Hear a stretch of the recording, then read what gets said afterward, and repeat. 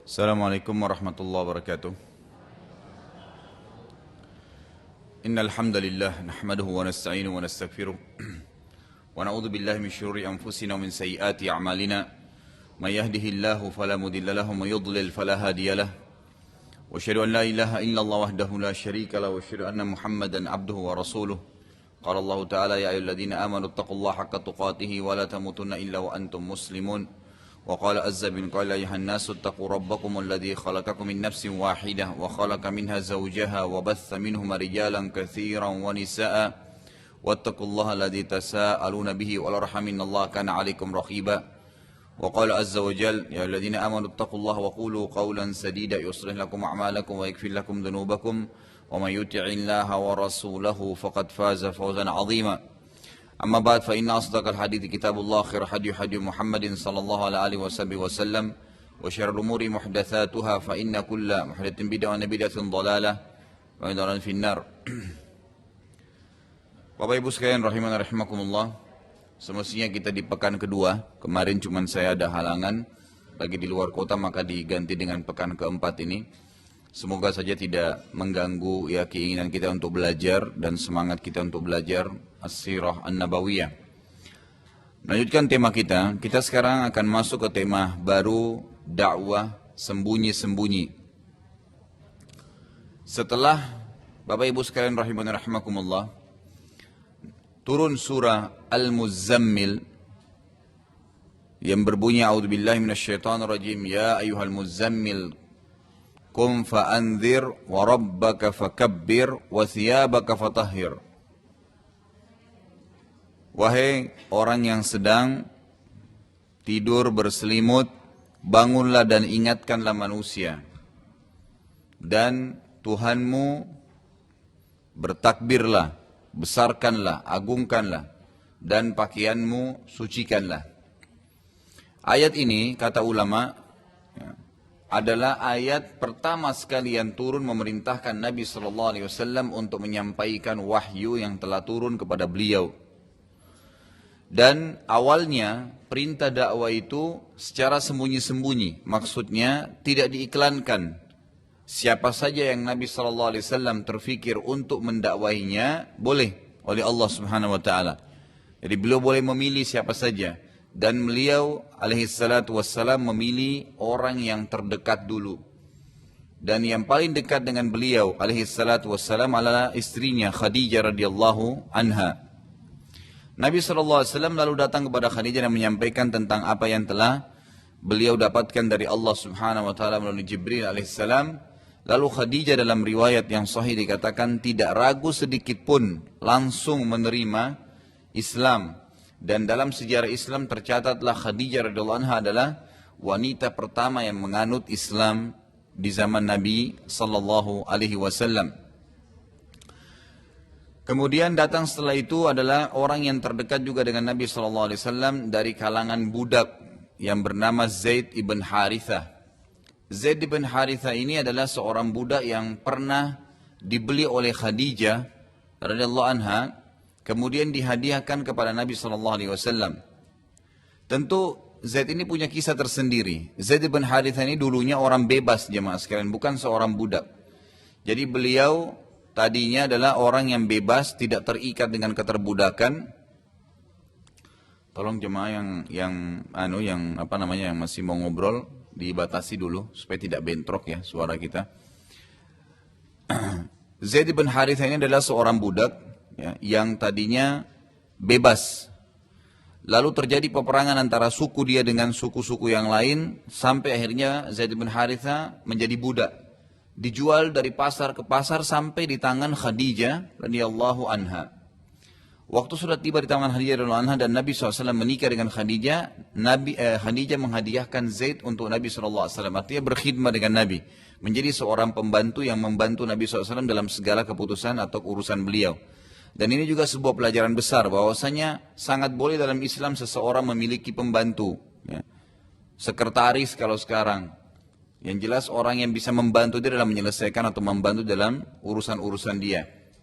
Di sini Zaid bin Harithah adalah seorang budak yang akhirnya membantu Nabi SAW.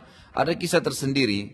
Zaid bin Harithah radhiyallahu anhu ini waktu menjadi budak di tangan Nabi sallallahu alaihi wasallam, setelah berjalan beberapa tahun, ayahnya Harithah sempat mencari tahu anaknya. Dicari tahu satu demi satu informasi sampai akhirnya ayahnya Zaid ini radhiyallahu anhu, ayahnya bernama Harithah. Ya, ini tidak disebutkan masuk Islam atau tidak. Harithah ini cari tahu sampai dia mendapatkan informasi ternyata anaknya itu ada di tangan salah seorang pemuka Mekah yang bernama Muhammad. Lalu datanglah si Harithah ini ke Mekah dan berbicara dengan Nabi SAW, mengatakan, wahai Muhammad, sesungguhnya anak saya Zaid tadinya orang bebas, bukan orang yang terikat dengan keterbudakan gitu.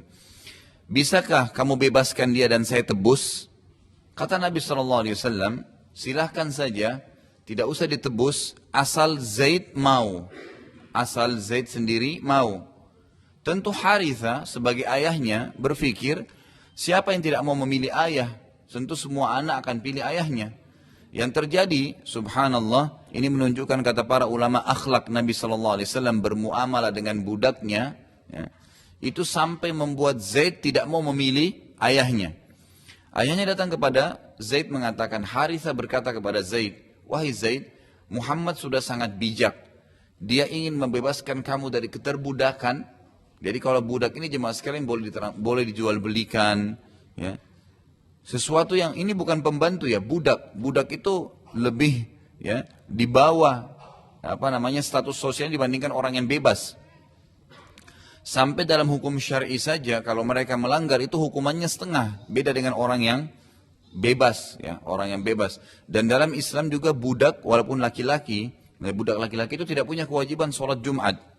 Hukumnya berbeda mereka, ya hukumnya berbeda tersendiri gitu.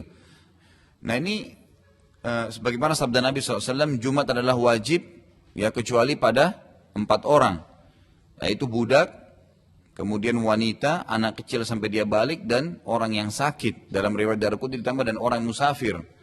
Jadi hukumnya tersendiri. Budak ini tidak nyaman, bisa dijual setiap saat oleh tuannya. Sekarang Zaid bin Harithah ini ayahnya datang ingin membebaskan Zaid ini dari keterbudakan supaya tidak dibawa naungan budak Nabi SAW. Dan Nabi mengatakan tidak usah ditebus, tanya aja Zaid. Kalau Zaid mau, silahkan anda bawa, bebas, sudah dibebasan dari keterbudakan. Waktu Harithah datang kepada Zaid mengatakan, wahai anakku, Muhammad sudah sangat bijak dan dia memberikan kesempatan agar engkau bebas. Dengan syarat satu saja, kamu tinggal pilih aku. Selesai, kamu bebas dari keterbudakan. Anehnya, Zaid berkata, ya, demi Allah, aku tidak akan mengedepankan siapapun atas Muhammad. Artinya, aku tidak ingin ikut dengan anda, wahai ayahku, saya akan tetap jadi budaknya Muhammad. Ini sebuah hal yang aneh sekali. Ayahnya Harithah kaget. Kok bisa, belum pernah dalam sejarah manusia ada seorang budak mau dibebasin gak mau. Baru terjadi pada Zaid.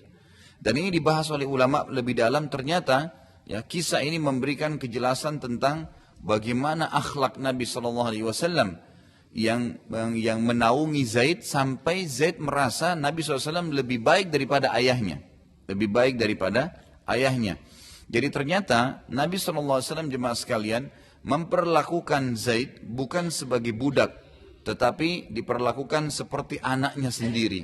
Seperti anaknya sendiri. Dan Nabi SAW mendidik seluruh umatnya agar tidak pernah menggunakan kekerasan dengan anak.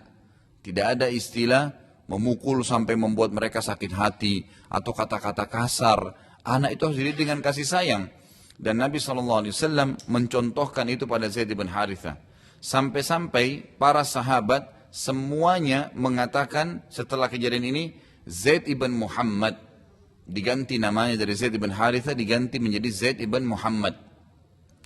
Dan Zaid ibn Harithah ini jemaah sekalian dapat julukan di kalangan sahabat Hibbin Nabi SAW, kekasih Nabi SAW, karena Nabi sangat sayang dengan Zaid dan Zaid pun sangat sayang dengan Nabi SAW.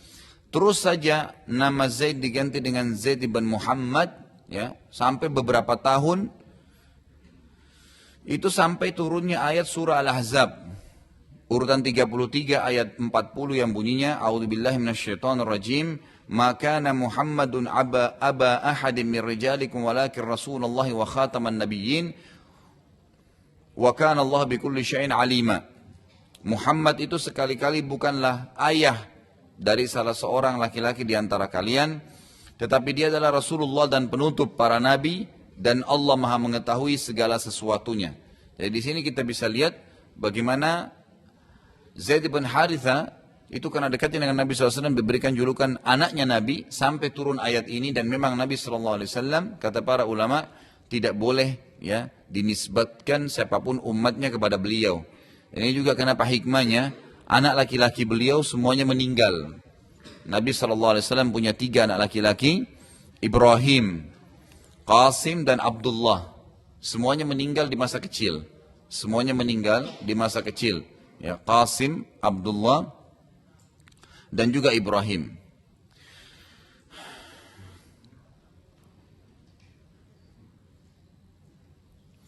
Juga pernah terjadi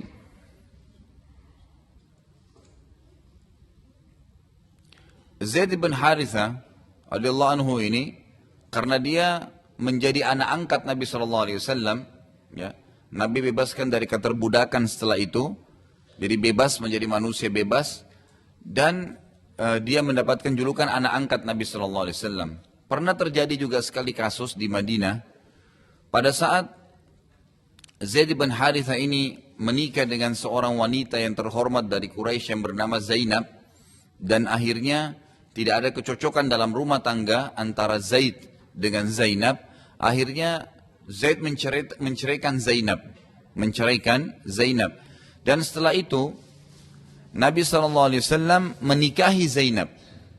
Nabi SAW menikahi Zainab, istri bekas anak angkatnya beliau. Dan ini perintah dari langit. Bukan Nabi SAW begitu saja ingin menikahi, tidak. Karena Allah ingin menerapkan sebuah hukum, yaitu bolehnya menikahi ya mantan istrinya anak angkat. Karena itu bukan mahram. Ya, itu bukan mahram. Dan Allah SWT ingin menjelaskan hukum kepada kita. Dan ini terjadi ya pada Zainab, mantan istrinya Zaid ibn Haritha.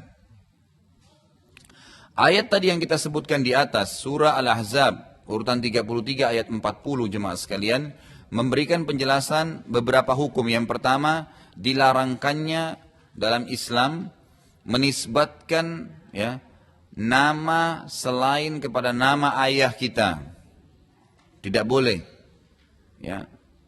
Semarah apapun seorang anak dengan ayahnya, misalnya ayahnya lari, tidak bertanggung jawab dari kecil, kemudian Anda baru ketemu pada saat sudah besar, tetap sama. Nisbatnya tetap kepada ayah. Bahkan Nabi SAW melarang dalam hadis yang sahih dan sangat tegas, ya. Allah sangat murka dengan orang yang menisbatkan dirinya kepada selain ayahnya. Tidak boleh. Hanya satu keadaan saja, ya, bolehnya seseorang menisbatkan namanya ke ibunya.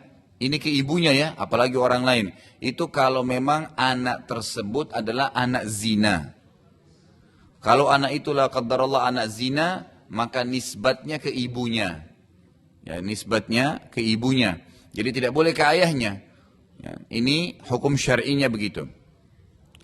Nah, jadi orang tidak boleh menisbatkan diri. Termasuk yang perlu ibu-ibu perhatikan, mohon maaf ini perlu diketahui dan harus diperhatikan baik-baik, bahwasanya ya tidak boleh mengganti nama ayah Anda ke nama suami.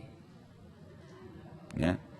Kalau ada orang di antara Anda ingin menaikkan atau ingin melibatkan nama suami, maka boleh saja, tetapi tidak boleh menghapus nama ayah.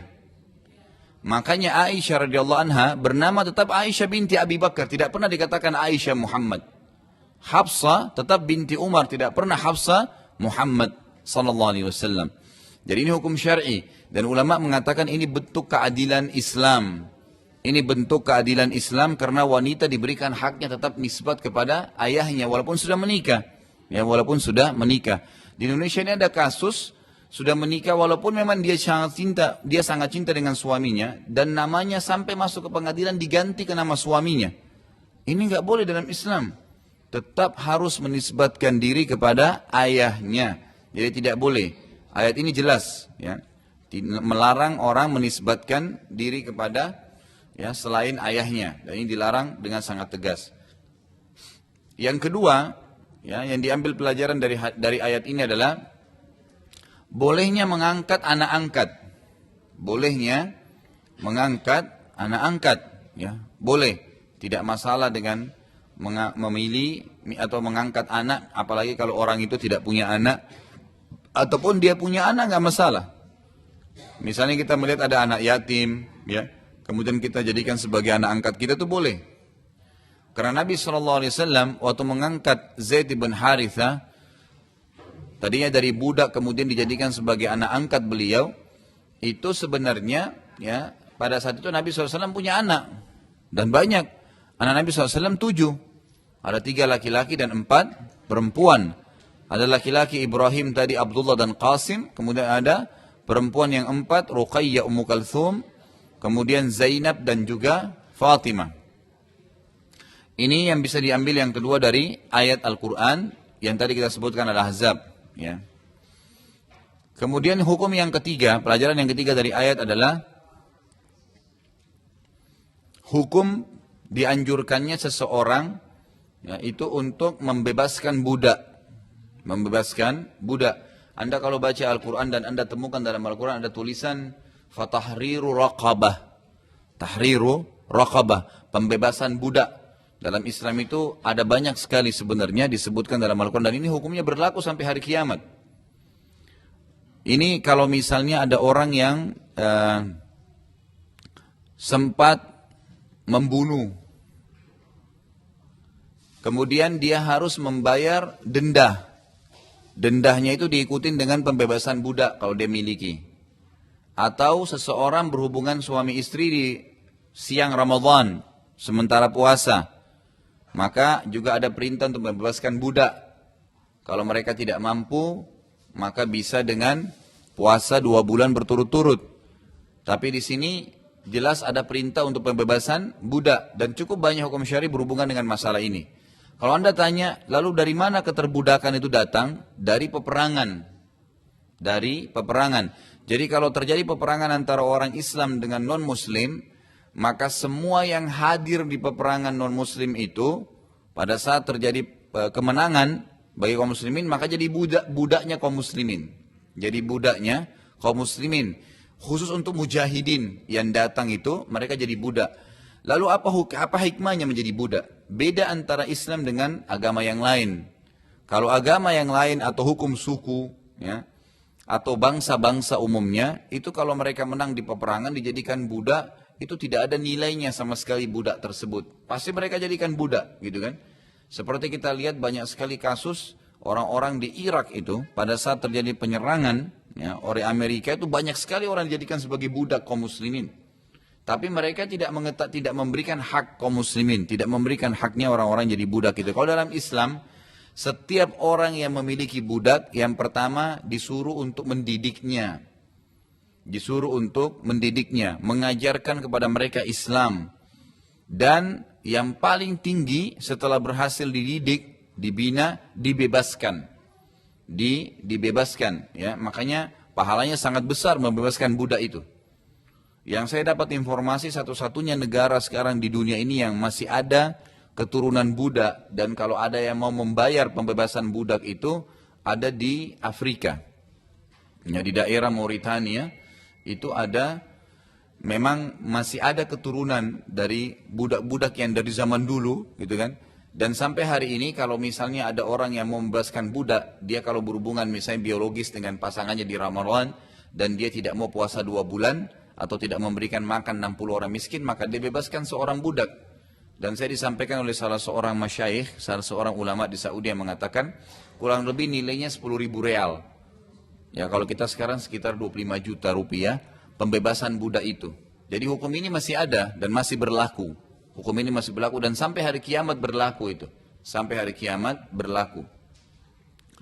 Selanjutnya adalah Zaid bin Harithah ini tumbuh besar di rumah Nabi SAW. Pada masa perintah dakwah datang, langsunglah Nabi SAW mendakwai yang paling pertama Khadijah istrinya yang langsung masuk Islam, dan beliau adalah wanita pertama masuk Islam. Kemudian Zaid bin Harithah, ya, budaknya beliau yang akhirnya beliau bebaskan juga didakwai dan langsung masuk Islam tanpa ragu.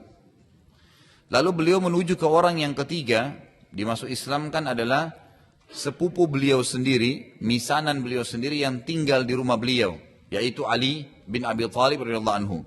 Ali bin Abi Thalib ini adalah disebutkan oleh para ahli sejarah orang yang pertama masuk Islam dari kalangan anak-anak, karena dia masih anak-anak waktu itu. Dan sudah pernah kita jelaskan waktu Abu Talib, ya, waktu Abu Talib itu sudah waktu Nabi SAW sudah mulai dewasa dan sudah punya banyak pendapatan, sudah mulai bisnis, maka beliau Nabi SAW dan beberapa keluarganya yang lain sepakat untuk meringankan bebannya Abu Talib dengan mengambil anak-anaknya. Nabi SAW memilih Ali radhiyallahu anhu, ditinggalkan di rumahnya, dan nanti Nabi SAW juga menjadikan dia sebagai anak mantunya dengan menikahkan Ali dengan Fatimah. Ya. Dan Ali ini radhiyallahu anhu adalah termasuk orang yang pertama masuk Islam dari kalangan anak-anak, dan beliau juga termasuk kata para ulama orang yang besar di rumah Nabi sallallahu alaihi wasallam. Tentu saya katakan tadi kisahnya itu di akhir-akhir hayatnya Abu Talib, itu sempat Abu Talib timpa kemiskinan dan ia memiliki banyak anak, maka Nabi sallallahu alaihi wasallam sepakat dengan Abbas, ya. Abbas ini juga saudaranya Abu Talib, paman Nabi sallallahu alaihi wasallam, dan beberapa keturunan Abdul Muttalib untuk meringankan beban Abu Talib, dan akhirnya mereka memilih, ya, anak-anak dari Abu Talib untuk dibesarkan, ya, untuk dibesarkan di rumah masing-masing, dan Nabi sallallahu alaihi wasallam akhirnya memilih Ali radhiyallahu anhu. Tentu kata para ulama, dengan terpilihnya Ali oleh Nabi SAW dan akhirnya tinggal, ya, di rumah Nabi SAW dan tumbuh besar, itu sebuah karunia yang luar biasa. Karunia yang luar biasa bagi Ali, ya. Ali bisa tumbuh besar di rumah Nabi SAW, di rumah kenabian, dibina di tangan Nabi langsung. Kemudian setelah dewasa balik, ya, kemudian Nabi SAW nikahkan lagi dengan Fatimah. Ini karunia yang luar biasa buat Ali radhiyallahu anhu. Juga yang termasuk awal masuk Islam dari kerabat beliau adalah anak-anak beliau alaihissalatu wassalam. Jadi selain tadi Khadijah istrinya secara khusus, kemudian budaknya Zaid bin Harithah, kemudian, ya, Ali radhiyallahu anhu sepupunya beliau, kemudian juga anak-anak beliau sendiri. Ya, anak-anak terutama keempat anak perempuan Nabi sallallahu alaihi wasallam, Ruqayyah, Ummu Kalthum, Zainab dan Fatimah. Sedangkan dari luar Nabi atau dari luar rumah Nabi SAW yang pertama masuk Islam dari kalangan laki-laki adalah Abu Bakar radhiyallahu anhu. Abu Bakar radhiyallahu anhu yang terkenal, dan Nabi SAW mengatakan tidak ada seorang pun yang aku tawarkan Islam dari luar rumah beliau, ya, yang aku tawarkan Islam kecuali ia masih bertanya padaku kenapa, apa, ya, kecuali Abu Bakar. Abu Bakar tidak ragu sama sekali. Begitu Nabi SAW mengatakan, hai Abu Bakar, aku telah diutus oleh Allah, langsung Abu Bakar mengatakan, aku bersaksi kau adalah Rasulullah. Jadi tidak ada keraguan sedikit pun. Dan ulama mengatakan inilah sebabnya kenapa Abu Bakar diberikan julukan Siddiq.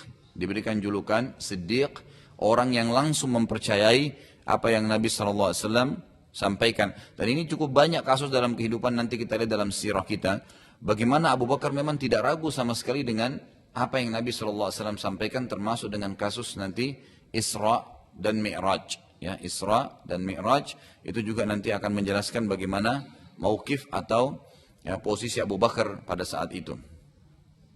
Abu Bakar setelah masuk Islam, jemaah sekalian rahimanallah, dan ini sebuah pelajaran yang sangat besar, beliau tidak tinggal diam. Jadi apa yang beliau dapatkan dari hidayah ini langsung beliau sampaikan, dan orang yang paling pertama didatangi oleh Abu Bakar adalah Utsman bin Affan. Radhiyallahu anhu. Utsman bin Affan sahabat Nabi yang mulia, masyhur khalifah yang ketiga. Jadi kata para ulama, selama Utsman masuk Islam sampai Utsman meninggal dengan banyak sekali fadilahnya, itu Abu Bakar yang panen pahalanya. Jadi Utsman bin Affan itu kan membiayai banyak sekali jihadnya Nabi, kan gitu. Bukankah Nabi SAW sudah mengatakan tentang Utsman radhiyallahu anhu, waktu dia membiayai perang Tabuk, ya, sangat banyak membiayai dengan unta, dengan kuda, membeli sumur, banyak sekali perlengkapan perang, makanan. Maka Nabi SAW pernah mengatakan, siapa yang mau berinfak?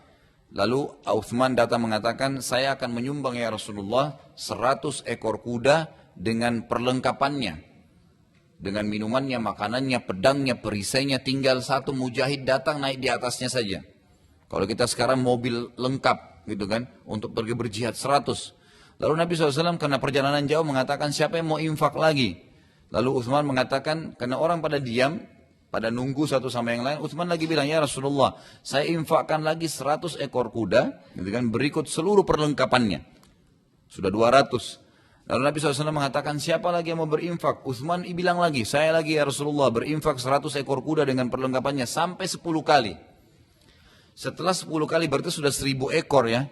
Lalu Nabi SAW mengatakan, siapa lagi yang mau berinfak? Kata Utsman, ya Rasulullah, saya berinfak lagi, tapi sudah habis kudanya. Beliau mengatakan, saya berinfak, ya, kuda yang tersisa, itu kurang lebih kalau tidak salah 70, ya, atau 80 kuda, dan saya lengkapkan jadi 100 dengan unta. Lalu Nabi SAW mengatakan, Hasan ma fa'alt, sangat baik yang kau kerjakan, hai Utsman. Waktu itu Utsman sudah jadi anak mantu Nabi SAW, ya. Lalu Nabi SAW mengatakan, sekarang mujahidin butuh air, dan ada sumur di lokasi perang itu yang perlu dibeli, gitu kan? Maka Nabi SAW mengatakan, siapa yang membeli sumur itu, dia dapat surga. Enggak pakai nunggu, Utsman langsung berdiri, ya Rasulullah, saya beli. Langsung sebelum sahabat semuanya bicara, dia mengatakan, ya Rasulullah, saya yang beli. Selesai. Maka apa kata Nabi SAW? Tidak ada lagi yang bisa menahan Utsman untuk masuk ke surga setelah perbuatannya hari ini. Jaminan masuk surga langsung. Karena cepat, bergegas. Dan ini sebuah pelajaran besar jemaah sekalian ya. Setiap peluang ibadah dan amal soleh jangan ditunda. Tidak boleh ditunda. Ada kesempatan infak, ada kesempatan apa saja. Ya, mendakwai orang, menasihatin, ibadah, semua dikerjain. Jangan ditolak. Jangan ditunda dan ditolak. Ya. Dan ingat, dalam ibadah kita harus mendahulukan diri kita. Tidak boleh orang lain dalam ibadah ya. Seperti sering saya bahasakan, bapak-bapak kalau saya masuk ke masjid, itu sering sekali saya temukan gitu kan. Saf pertama itu lebih besar fadilahnya. Bukankah Nabi SAW mengatakan, Lo ya'lamun nasa ma fin nida'i wa safal awla atahuma walau habwa. Kalau manusia tahu apa yang tersembunyi di azan dan saf pertama, maka mereka pasti akan jalan menuju keduanya walaupun harus merangkak. Dalam riwayat lain dikatakan kalau mereka harus bersaing, maka mereka akan bersaing satu sama yang lain untuk memperebutkan itu. Tapi kalau saya masuk di Indonesia, saya lihat, kalau saya lagi sudah iqamah, mesti saya buru-buru mau kejar saf pertama gitu kan, itu malah saya dipersilahkan. Ini baik saja ya, baik, tapi sebenarnya dia kehilangan peluang, mestinya nggak boleh. Kalau dalam ibadah, itu nggak boleh. Saya belum haji, tapi saya mau hajikan kerabat saya, mana yang saya dahulukan? Ya Anda dulu. Nggak bisa orang lain kalau dalam ibadah, gitu kan? Kecuali kalau memang kita sudah mengerjakannya. Sudah pernah haji tahun lalu, kemudian mau hajikan tahun ini orang tua kita, silahkan. Walaupun orang tua sendiri ya. Jadi kita melakukan terlebih dahulu, karena kita yang diperintahkan oleh Allah subhanahu wa ta'ala. Gitu kan? Ini sebuah pelajaran saja yang kita bisa ambil daripada perilaku para sahabat. Semua yang Utsman lakukan tadi, dan cukup banyak nanti akan kita sebutkan juga di zaman bahasan tentang Utsman bin Affan sendiri insya Allah. Itu beliau radhiyallahu anhu dipanen pahalanya oleh Abu Bakar. Kenapa? Hanya karena Abu Bakar ngajak syahadat saja. Jadi Abu Bakar waktu masuk Islam, nggak nunggu. Selesai syahadat langsung nyari siapa yang jadi mangsa nih. Gitu. Langsung dicari, dan yang dicari adalah orang-orang yang luar biasa. Orang-orang memang yang potensi. Didatangin langsung disampaikan. Jadi nggak ada salahnya kalau di Al-Ihsan didapat manfaat, sampaikan kepada teman-teman untuk datang juga. Siapa tahu subhanallah dari 10 orang yang kita ajak ada satu yang datang, kemudian dengan 2 jam dia hadir bisa berubah hidupnya. Selama dia hidup dia bisa menjadi lebih baik dari sebelumnya, Anda panen pahalanya. Gitu kan? Jadi itu sangat baik sekali. Setelah Abu Bakar masuk Islam, ia langsung mengajak Utsman, dan Utsman pun masuk Islam. Kemudian Abu Bakar datangi lagi setelah Utsman syahadat. Jadi Abu Bakar cuma bilang, hai Utsman, ucapkan syahadat, Tidak ada Tuhan yang menciptakan segala sesuatu kecuali Allah, la ilaha illallah, dan Muhammad adalah utusan Allah. Utsman bilang, baik, asyhadu an la ilaha illallah wa anna Muhammad Rasulullah. Selesai. Dengan syahadat saja. Enggak ditunggu, enggak ada masalah sholat, enggak ada masalah yang lain, langsung Abu Bakar keluar dari rumahnya Utsman, cari orang lain lagi. Tahu siapa yang pertama didepungi setelah Utsman? Zubair bin Awam. Zubair bin Awam ini salah satu dari 10 yang dijamin masuk surga. Zubair bin Awam ini sahabat Nabi yang luar biasa ibadahnya. Dan orangnya termasuk dari 10 yang dijamin masuk surga. Itu masuk Islam juga di tangannya Abu Bakar radhiyallahu anhu. Ini juga pelajaran besar jemaah sekalian dan sudah pernah saya singgung ini. Kalau ada orang yang ingin masuk Islam dan mengatakan kepada Anda, saya ingin masuk Islam, jangan tunda. Langsung pegang tangannya pada saat itu, ayo, asyhadu an la ilaha illallah wa anna Muhammadar Rasulullah. Enggak ada mandi, enggak ada wudu. Nggak usah kasih buku tebal tentang Islam ini, pelajari dulu, nggak. Karena banyak orang terjadi begitu. Dia sudah syahadat saja, berarti sudah muslim. Udah cukup itu. Kan gitu. Itu udah harus dilakukan gitu. Dan kalau Anda masih ingat, pernah saya ingatkan ada salah satu guru saya, itu beliau tinggal di Mekah. Bernama Syekh Muhammad Jamil Zainu. Semoga Allah sembuhkan ya, beliau masih sakit gitu kan.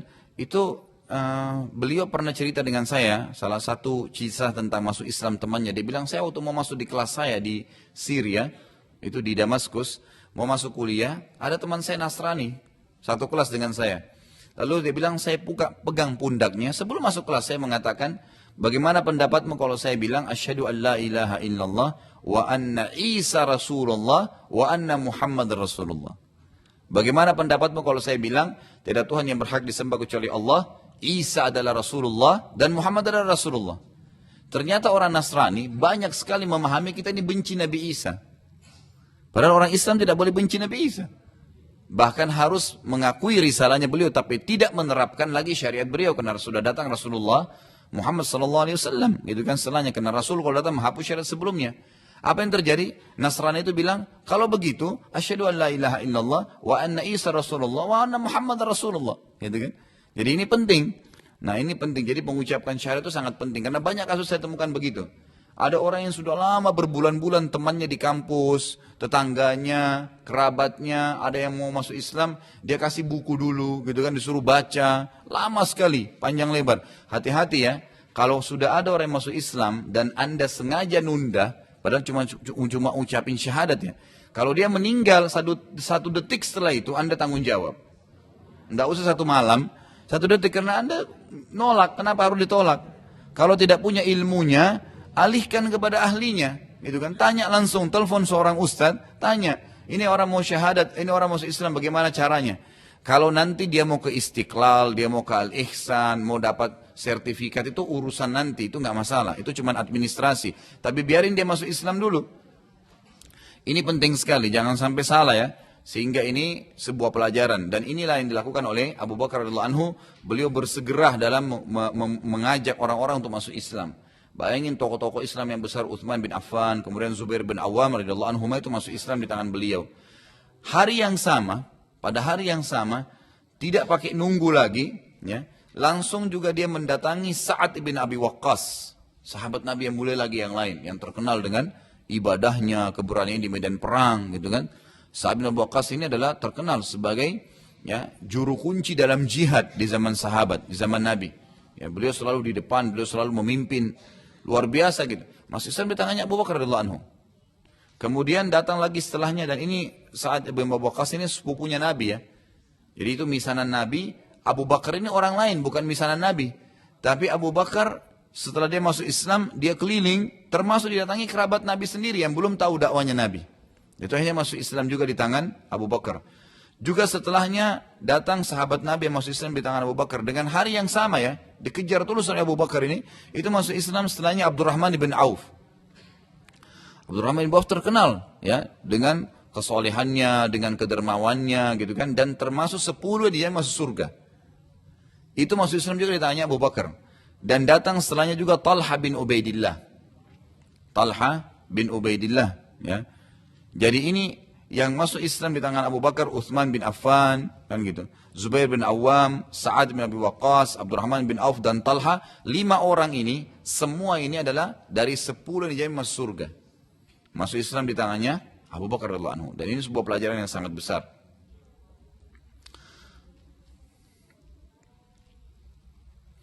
Inilah sebabnya jemaah sekalian, kenapa keluar hadis Nabi SAW yang berbunyi, ya, kalau seandainya, kata Nabi SAW dalam hadis sahih, kalau seandainya ditimbang seluruh imannya umat ini dengan imannya Abu Bakar sendiri, maka niscaya imannya Abu Bakar jauh lebih berat. Seluruh kita ini yang hadir, seluruh umat Islam, ya, kata Nabi SAW, seluruh umat ini kalau ditimbang imannya dengan imannya Abu Bakar, maka iman Abu Bakar lebih berat. Jangankan kita secara individu, rame-rame semua, itu digabung, tetap belum bisa mengimbangi imannya Abu Bakar. Dan ini luar biasa ya, kalau dikatakan seluruh umat ini termasuk sahabat loh. Dan sahabat itu ada jumlahnya 70.000 orang, gitu kan. Kalau kita keluarin Abu Bakar sendiri berarti masih ada 69.000 sekian, kan gitu. Nah itu berarti Abu Bakar adalah orang yang luar biasa. Makanya orang-orang Yahudi, ya, termasuk yang membentuk pemahaman Syiah, itu sangat faham masalah ini. Akhirnya mereka mencari sesuatu yang bisa menyudutkan Abu Bakar sampai mengkafirkannya radhiyallahu anhu. Ini orang yang sangat mulia, ya, orang yang sangat mulia. Dan Abu Bakar cukup banyak sekali ya fadilahnya. Juga dalam hadis lain kata Nabi SAW, demi Allah tidak ada seorang pun, kata Nabi SAW, tidak ada seorang pun yang menginjakkan kakinya di muka bumi ini lebih mulia dari para nabi-nabi seperti Abu Bakar, nggak ada. Jadi Abu Bakar adalah orang yang paling mulia di muka bumi ini setelah para nabi. Jadi sahabat-sahabatnya Nabi Isa, sahabatnya Nabi Musa pun tidak ada yang bisa menyaingi Abu Bakar radhiyallahu anhu karena luar biasa dengan imannya. Pernah seorang sahabat Abdullah bin Mas'ud berkata, kami tidak ada bedanya dengan Abu Bakar dari sisi ibadah. Kami tidak ada bedanya dengan Abu Bakar dari sisi ibadah. Kami sholat, Abu Bakar sholat, kami sholat. 5 waktu sama, ke masjid sama, zikirnya sama, sholatnya, ibadahnya, puasanya sama, hajinya sama-sama. Jihad sama-sama jihad di zaman Nabi gitu kan. Sama semua. Tapi kami tidak bisa menyaingi Abu Bakar di keyakinannya. Akidahnya nggak bisa. Bayangin tuh Abu Bakar, begitu Nabi bilang, saya Nabi, langsung, iya kamu Nabi. Nggak ada lampu, orang ini buta huruf, kan gitu. Langsung diakuin. Sama dengan kasus Isra dan Mi'raj yang pernah saya jelaskan sedikit ya. Waktu itu adalah Nabi SAW pulang dari Isra dan Mi'raj, pulang langsung duduk. Melongo gitu Nabi depan Ka'bah. Diam, merenung apa yang terjadi semalam nih. Keajaiban yang luar biasa. Perjalanan dalam semalam ini. Ke Palestina dan ke langit, kembali lagi ke Palestina dan kembali lagi ke Mekah. Gitu kan. Lalu Abu Jahal datang dan mengatakan, wahai Muhammad, ada apa dengan kamu?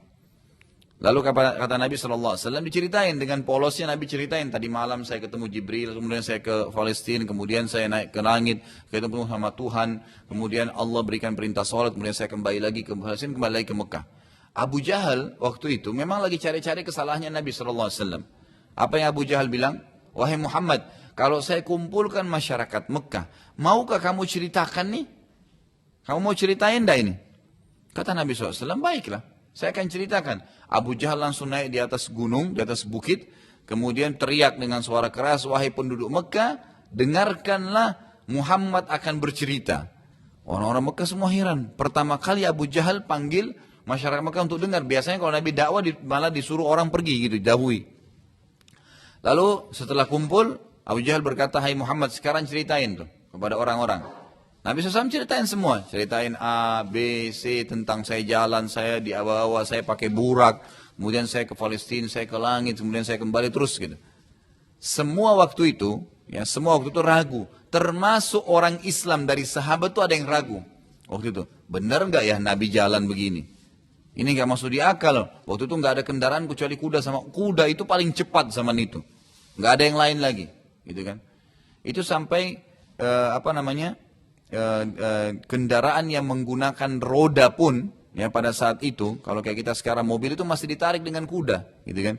Jadi memang kuda adalah yang terbaik. Bagaimana bisa orang mengaku seperti ini? Lalu sahabat-sahabat bingung siapa yang mau didatangin. Lalu mereka mendatangi Abu Bakar. Abu Bakar betul lagi di kebunnya waktu itu, di kebun kurmanya, lagi di sana. Lalu ditanya, hai Abu Bakar, ceritanya begini. Rasulullah mengaku tadi malam sedang Isra, kemudian Mi'raj, kemudian kembali lagi. Ini sekarang ada di sini nih, di sekitar Ka'bah lagi dikelilingi oleh orang-orang gitu. Ya. Tapi orang pada ragu dengan ceritanya. Lalu Abu Bakar datang, dengan tenang mendekati Nabi lalu mengatakan, "Ya Rasulullah, apakah Anda mengucapkan apa yang telah orang bicarakan sekarang?" Kata Nabi, "Iya." Langsung Abu Bakar bilang, "Anda benar." Langsung, nggak pakai tanya, nggak pakai ragu, langsung Anda benar, pasti benar. Lalu orang-orang Quraisy bilang, "Wahai Abu Bakar, bagaimana bisa kau percaya begitu saja?" Kata Abu Bakar, "Wahai Quraisy, dia sudah saya percayai, wahyu datang dari langit, tanpa harus berangkat ke langit, dia bilang datang, saya sudah percaya. Apalagi kalau cuma sekedar naik ke atas, itu nggak masalah. Saya percaya." Dan yang kalimat luar biasa beliau mengatakan, "Wahai Quraisy, kalau seandainya di depan mata saya ada tembok warnanya putih, jelas putih, lalu Muhammad mengatakan tidak Abu Bakar, itu tembok warna hitam, saya akan bohongkan mata saya dan saya akan matakan temboknya, saya akan katakan memang temboknya hitam." Kira-kira Quraisy mau bilang apa nih? Udah nggak bisa bilang apa-apa. Kalau depan mata saya jelas temboknya putih nih, seperti ini terang. Lalu Muhammad bilang, "Enggak Abu Bakar, ini hitam." Saya bilang hitam, mata saya yang bohong. Gitu. Ya. Saking percaya dengan Nabi SAW. Bagaimana kita bisa saingi Abu Bakar kalau begitu? Kan gitu. Kita aja disuruh sholat subuh berjamaah di masjid, masih ragu bener nggak ya, gitu kan? Atau disuruh sholat tahajud, Allah turun ke langit bumi, begini, ustaz semua pada teriak, Allah temuilah Allah, minta sama Allah. Kita masih tidur. Kalau yakin, nggak bakal tidur malam itu. Pasti bangun. Ini bukan presiden, bukan gubernur, tapi raja Allah yang datang. Rajanya seluruh raja ke langit bumi datang ke rumah kita, tinggal nanya, mau minta tolong apa? Ada kebutuhan apa? Ada yang salah minta maaf, saya maafin. Tapi masih tidur, karena kita nggak yakin. Kan gitu. Keyakinan itu akan membawa kita pada terimanya terhadap wahyu Allah Subhanahu Wa Taala. Itulah sebabnya jemaah sekalian, Abu Bakar diberikan julukan tadi As-Siddiq atau orang yang dipercaya. Dan kita sudah tahu penghuni surga Firdaus yang tertinggi ada 4 golongan ya. Nabi-nabi, syuhada yang mati syahid, kemudian Siddiq ya, orang-orang yang jujur dengan Allah Subhanahu wa taala, dan salihin. Nah, kalau Siddiq ini bayangin di antara semua sahabat yang dapat julukan Abu Bakar saja As-Siddiq kan gitu. Apalagi di zaman kita ini kan gitu. Jadi sangat berat sebenarnya ya, tapi semoga Allah SWT bisa mencatatkan kita termasuk orang-orang yang siddiq. Dan juga perlu anda ketahui jemaah sekalian, kisah Abu Bakar dan kisah para sahabat ternukil dan Allah jaga seperti sekarang ini, itu agar kita bisa mengambil pelajaran. Dan bukan mustahil kita bersama-sama dengan beliau. Bukan mustahil kita bersama-sama dengan beliau radhiyallahu anhu. Nanti akan kita lebih banyak pelajari pribadi beliau pada saat sirah ini berjalan, dan juga nanti kita akan bahas setelah Nabi SAW meninggal bagaimana ya peran Abu Bakar dalam memimpin selama 2 tahun. Baik, kita masuk sekarang ke poin setelahnya adalah dakwah terang-terangan. Jadi tadi dakwah sembunyi-sembunyi, kita akan masuk sekarang ke dakwah terang-terangan. Setelah berjalan beberapa waktu, datanglah wahyu yang memerintahkan Nabi SAW menyebarkan dakwah beliau kepada seluruh manusia, bukan hanya penduduk Mekah, tapi seluruh manusia di muka bumi. Ya, tapi Nabi tentu mulai dari Mekah nantinya. Allah menjelaskan tentang perintah ini dalam surah Al-Hijr. Surah Al-Hijr ini urutan 15 dalam Al-Quran, ayatnya 94 sampai 99. Jadi kurang lebih 5 ayat ini turun ya kepada Nabi SAW, 94 sampai 99. A'udzu billahi minasyaitonir rajim. Fasda' bima tu'mar wa a'rid 'anil musyrikin. Inna kafainakal mustahzi'in alladzina yaj'aluna ma'allahi ilahan akhar fasawfa ya'lamun. وَلَقَدْ نَعْلَمُ أَنَّكَ يَضِيقُ صَدْرُكَ بِمَا يَقُولُونَ فَسَبِّحْ بِحَمْدِ رَبِّكَ وَكُنْ مِنَ السَّاجِدِينَ وَاعْبُدْ رَبَّكَ حَتَّى يَأْتِيَكَ الْيَقِينُ. Ya, sekali lagi saya ingatkan, mungkin jemaah sudah pernah tahu, tapi ada mungkin sebagian yang belum tahu, bahwasanya mempelajari sirah Nabi itu akan memberikan jawaban tentang sabab nuzul ayat, sebab turunnya ayat-ayat. Dan dengan memahami sebab turunnya ayat, maka lebih mempermudah kita untuk memahami maksud Allah Subhanahu wa taala, ya. Dan juga di sini kita perhatikan turunnya ayat Al-Qur'an itu tidak seperti urutan Quran sekarang. Seperti kalau kita buka mushaf Al-Quran sekarang, kita temukan Al-Fatihah dulu, ya, ada di awalnya, tapi itu tidak masuk dalam urutan khusus, secara khusus urutannya. Tapi ada sebagian ulama mengatakan masuk dalam urutan pertama, ya. Al-Fatihah ditaruh pertama sekali, kemudian yang kedua baru surah Al-Baqarah, kan gitu, baru masuk Al-Imran dan seterusnya. Nah, sementara kita lihat dari pertama kita belajar sirah, belum ada satupun surah Al-Baqarah dan Al-Imran turun di Mekah, gitu ya. Belum ada sama sekali yang turun di kasus-kasus yang sudah kita bahas gitu. Sementara dalam Al-Quran ditulis dia termasuk surah yang nomor 2. Ya. Inilah salah satu hikmah bahwasanya Al-Quran turun dulu dengan tidak beraturan seperti surah kita sekarang. Nanti Nabi SAW yang mengajarkan kepada para sahabat, letakkan ayat ini di surah ini, letakkan surah ini di nomor sekian dari surah urutannya. Itu semua sesuai dengan tuntunan wahyu nantinya. Jadi Al-Quran turun sesuai dengan kasus dulu yang terjadi pada zaman itu. Nanti setelah itu baru Nabi SAW atur di mana diletakkan dan surah apa dan di surah apa gitu. Baik, terjemahannya ayat 94-nya, maka sampaikanlah olehmu wahai Muhammad secara terang-terangan. Sekarang perintah terang-terangan mendakwakan Islam, apa yang diperintahkan kepadamu dan berpalinglah dari orang-orang musyrik. Kalau ada orang yang nolak, tetap tidak mau dia mau musyrik, tinggalin aja. Dakwain orang yang mau menerima. 95 ayat 95, sungguhnya kami memelihara kamu dari kejahatan orang-orang yang mengolok-olokmu. Tidak usah khawatir. Siapapun yang berdakwah, yang penting dia dalam keadaan benar, nggak usah khawatir. Allah SWT menjaga orang yang mendakwakan agamanya. Ayat 96, yaitu orang-orang yang menganggap adanya Tuhan lain di samping Allah atau selain Allah, maka mereka kelak akan mengetahui akibat-akibatnya. Jadi orang-orang musyrik Mekah yang nolak, udah tinggalin aja. Mereka tetap saja mau sembah berhala, mau menganggap ada Tuhan selain Allah, maka mereka akan tahu akibatnya. Apa yang kau ancamkan akan datang kepada mereka. Siksa api neraka, siksa alam barzah di kuburan, dan seterusnya. Kemudian ayat 97, dan kami sungguh-sungguh mengetahui bahwasanya dadamu menjadi sempit disebabkan apa yang mereka ucapkan. Jadi pada saat orang Quraisy beliau nyampein ayat, langsung orang Quraisy bilang itu bohong, sihir. Beliau sampaikan tentang hukum Allah, dianggap beliau adalah pembohong dan seterusnya.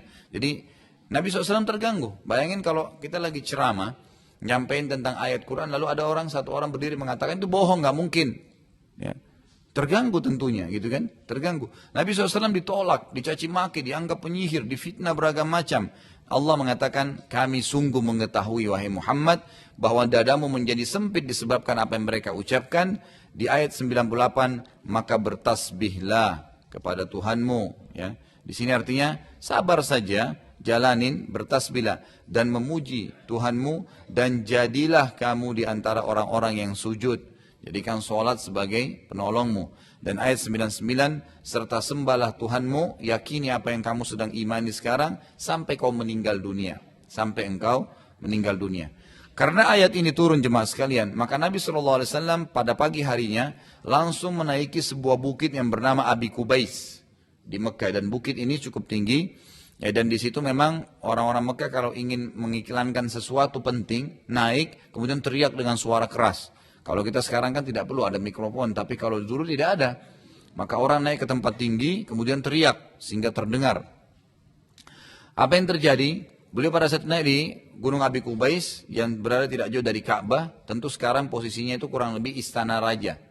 Kalau anda sudah pernah ke Haram Mekah, itu keluar dari Bab Malik Abdul Aziz, sebelahnya kan ada istana raja, itu dulu Gunung Abi Kubais di situ, bukitnya di situ. Lalu Nabi SAW berteriak dengan suara sangat keras. Beliau mengatakan wa sabaha. Ya, kata-kata wa sabaha ini biasanya dipakai oleh orang Arab ya pada zaman itu untuk mengingatkan tentang bahayanya ada serangan yang akan datang dari musuh. Beliau berteriak wa sabaha dengan keras. Begitu mendengarkan wa sabaha ini, seluruh orang Quraisy langsung kumpul. Ya, seperti misalnya kalau Al-Ihsan ini dijadikan sebagai tempat informasi. Setiap ada informasi kematian misalnya diiklanin, misal contoh, kemudian orang-orang pada datang atau ngumpul mengambil informasi, contoh saja ya, zaman sekarang tentu tidak butuh itu. Jadi seperti itu kurang lebih Gunung Abi Kubais, orang pada kumpul bercari informasi baru.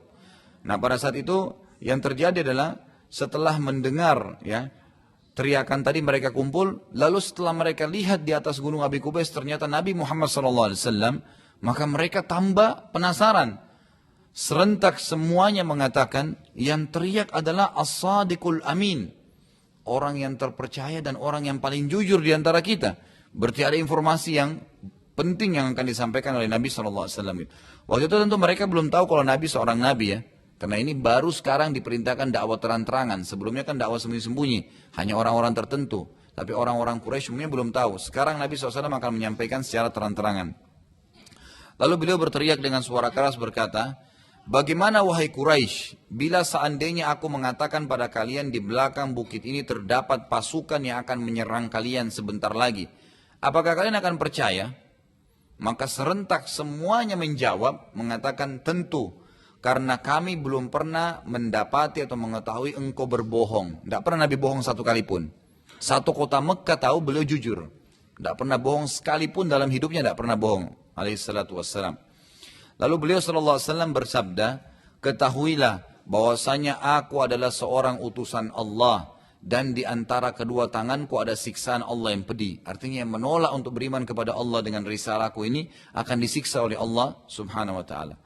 Mendengar pernyataan Nabi SAW itu, maka Abul Uzza ini julukannya Abu Lahab, ya, paman Nabi SAW sendiri yang turun surah Lahab, ya, itu menceritakan tentang kematian dia, ya, kehancuran dia dengan istrinya karena menolak dakwah.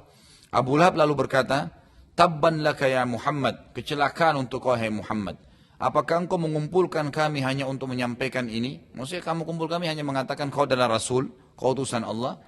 Maka Abu Lahab pun membubarkan orang-orang dan setelah kejadian tersebut, istri Abu Lahab lalu mengumpulkan ranting-ranting pohon yang penuh dengan duri dan meletakkan pada jalan yang akan dilalui oleh Nabi SAW. Jadi ini nggak ada alasan gitu. Nabi hanya ajak mereka syahadat waktu itu. Berimanlah bahwasanya tidak ada Tuhan selain Allah dan aku adalah Rasulullah. Selesai, syahadat saja. Tapi terjadi beda sekali antara Abu Lahab dengan Abu Bakar. Abu Bakar langsung terima dan Abu Lahab langsung menolak. Ada juga sebuah pelajaran besar di sini, Bapak Ibu sekalian, alhamdulillah. Kita kadang-kadang orang Indonesia ini berpikir Mekah itu sekarang dengan Madinah tidak ada orang jahat. Karena dianggap kota suci. Ingat ya, di zaman Nabi dulu ada Abu Bakar dan ada Abu Lahab, sampai hari ini masih ada itu. Tapi Abu Lahabnya sekarang masih sudah Muslim, kan gitu. Bedanya akhlaknya akhlak Abu Lahab, tidak sholat, kan gitu, nggak ibadah, menipu orang, ada di Mekah itu dan ada di Madinah, bukan tidak ada. Jadi jangan sampai salah faham, gitu kan. Ini juga perlu diketahui, di sana ada orang baik, ada orang jahat, gitu kan. Ada juga yang kekeliruan yang sangat fatal di Indonesia, dianggap negara Saudi itu semuanya buruk, kan gitu. Semuanya negatif, kan gitu. Ini juga hal yang perlu diperbaiki. Jangan lupa, di sana adalah lahir Abu Bakar, Umar, Uthman, Ali dan semuanya sahabat-sahabat yang mulia. Walaupun dari sisi lain memang ada Abu Jahal, ada Abu Lahab, gitu kan. Tapi memang tetap ada orang-orang baik dan ada orang-orang buruk, itu sudah umum sifatnya. Apa yang terjadi? Abu Lahab ini menolak dakwah Nabi SAW dan dialah yang membuat orang-orang teralihkan pertama sekali dakwah. Dan bukan cuma itu, dia dengan istrinya sepakat untuk menghalangi Nabi berdakwah. Tidak ada sebab, gitu kan?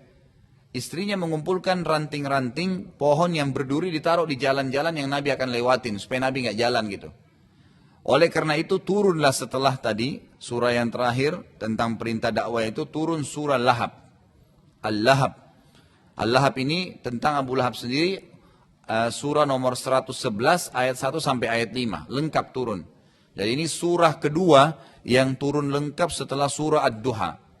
Setelah surah Ad-Duha, inilah surah kedua yang turun secara lengkap. Awalnya tidak, surah-surah turun berserakan, artinya tanda kutip ya, ayat-ayat turun sesuai dengan kasus, tapi ini tidak. Ini memang turun lengkap. Kita sudah tahu sama-sama tentunya, auzubillahi minasyaitonir rajim, tabbat yada abi lahabin wa tab ma aghna anhu maluhu wa ma kasab sayasla naran dzata lahabin wa imra'atuhu hammalatal hatab fi jidha hablum min masad. Jadi di sini Allah SWT mengatakan binasalah kedua tangannya Abu Lahab. Tabbat yada itu artinya binasalah, hancurlah kedua tangan Abu Lahab. Dan sesungguhnya ia pasti akan binasa. Tabbat yada Abi Lahab, tabbat yada, yada itu tangan. Kehancuran, kebinasaan tangannya Abi Lahab, tangannya Abu Lahab, watab, dan dia juga sendiri pasti akan binasa. Ma agna anhu maluhu wa ma kasab, ma agna anhu tidak akan berguna baginya. Maluhu, harta yang sudah dia kumpul selama ini, wa ma kasab, dan apapun yang dia usahakan. Sayasla naran dzata lahab, dia pasti akan masuk ke dalam neraka yang apinya bergejolak. Sayasla naran, dia akan masuk ke dalam api dzata lahab yang apinya bergejolak. Wamra'atuhu, dan istrinya hammalatal hatab. Hammalata itu yang telah memikul. Hatab itu kayu berduri tadi, ranting-ranting berduri. Fi jidha hablum min masad, Dan di leher mereka nanti akan ada tali dari sabut. Ya, maksudnya ini ciri khasnya yang terjadi pada istri Abu Lahab tadi. Ya, di lehernya itu ada seperti sabut yang ditaluk itu pada saat dia bawa ranting-ranting tadi.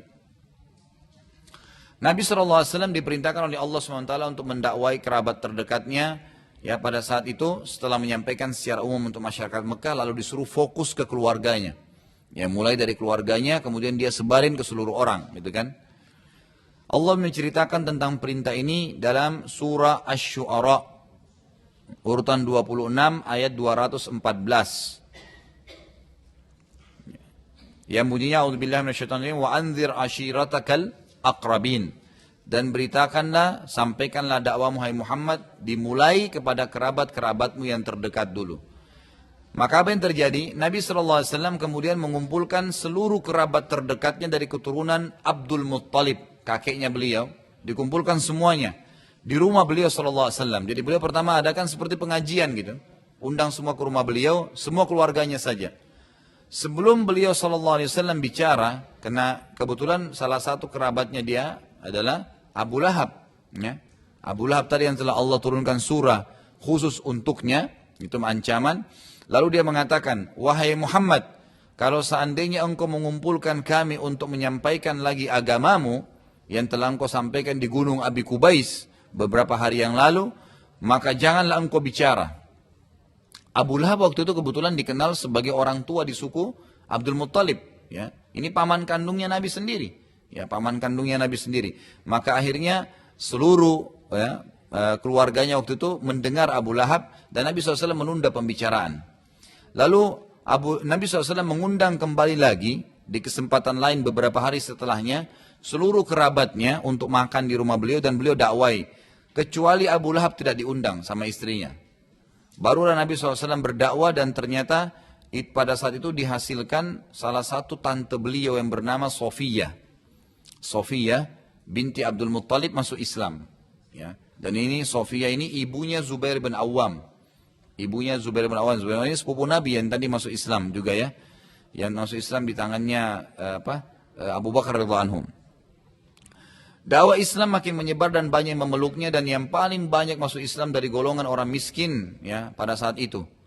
Di antara orang-orang yang masuk Islam dari budak, dari orang-orang miskin itu yang paling banyak masuk Islam.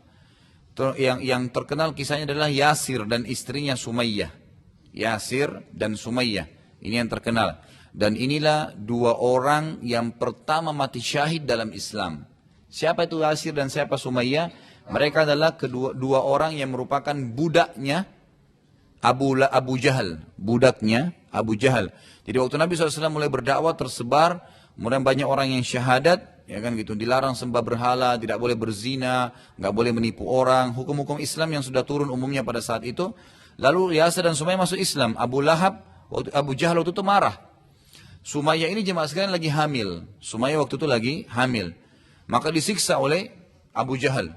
Terus disuruh murtad kembali, disuruh sembah berhala. Mereka tidak mau. Akhirnya Yasir dibunuh waktu itu. Yang pertama dibunuh Sumayyah dulu, baru Yasir. Istrinya dulu. Apa yang terjadi? Jahat sekali Abu Jahal ini ya. Yang diberikan julukan Fir'aunnya umat ini. Dia mengambil tombak dan ditusuk perutnya Sumayyah. Jadi Sumayyah itu mati dengan bayinya. Gitu kan. Kemudian setelah itu Yasir mau bela istrinya, ditusuk juga oleh Abu Jahal dan mati dua-duanya. Tertinggal anaknya Ammar. Ammar radhiyallahu anhu ini adalah sahabat Nabi yang mulia. Ya, yang mulia, yang luar biasa. Ammar ini orang yang Allah berikan panjang umur. Umurnya kalau nggak salah dia meninggal itu 100 tahun. Ya, Ammar ini. Ammar ibn Yasir inilah yang pernah waktu sementara ya disiksa ibunya dengan ayahnya, dan dia merasa ketakutan sekali ya. Abu Jahal mengatakan, wahai Ammar, kalau kau tidak ya meninggalkan agamanya Muhammad, maka saya akan bunuh kamu seperti kedua orang tuamu. Maka Ammar pun ketakutan. Ammar pun waktu itu ketakutan.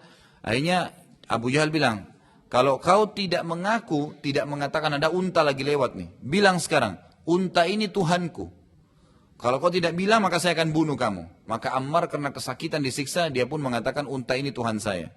Setelah itu Ammar datang ke Nabi SAW mengatakan, ya Rasulullah, saya sudah binasa. Saya sudah murtad, tinggalin agama Islam. Nabi tanya kenapa? Kasusnya begini. Abu Jahal siksa, bunuh Sumayyah, ibu saya dan ayah saya Yasir. Kemudian saya pun disiksa. Kalau saya tidak mengucapkan unta ini yang lewat adalah Tuhan saya, gitu kan, maka saya akan dibunuh.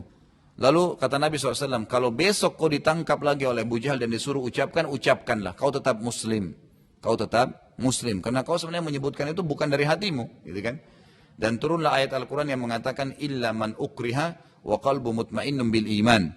Ya, itu orang bisa murtad dari agama, kecuali orang yang memang mengucapkan sesuatu itu, ya, dia benci, bukan dari hatinya, tapi hanya lisannya. Dan hatinya penuh dengan keimanan.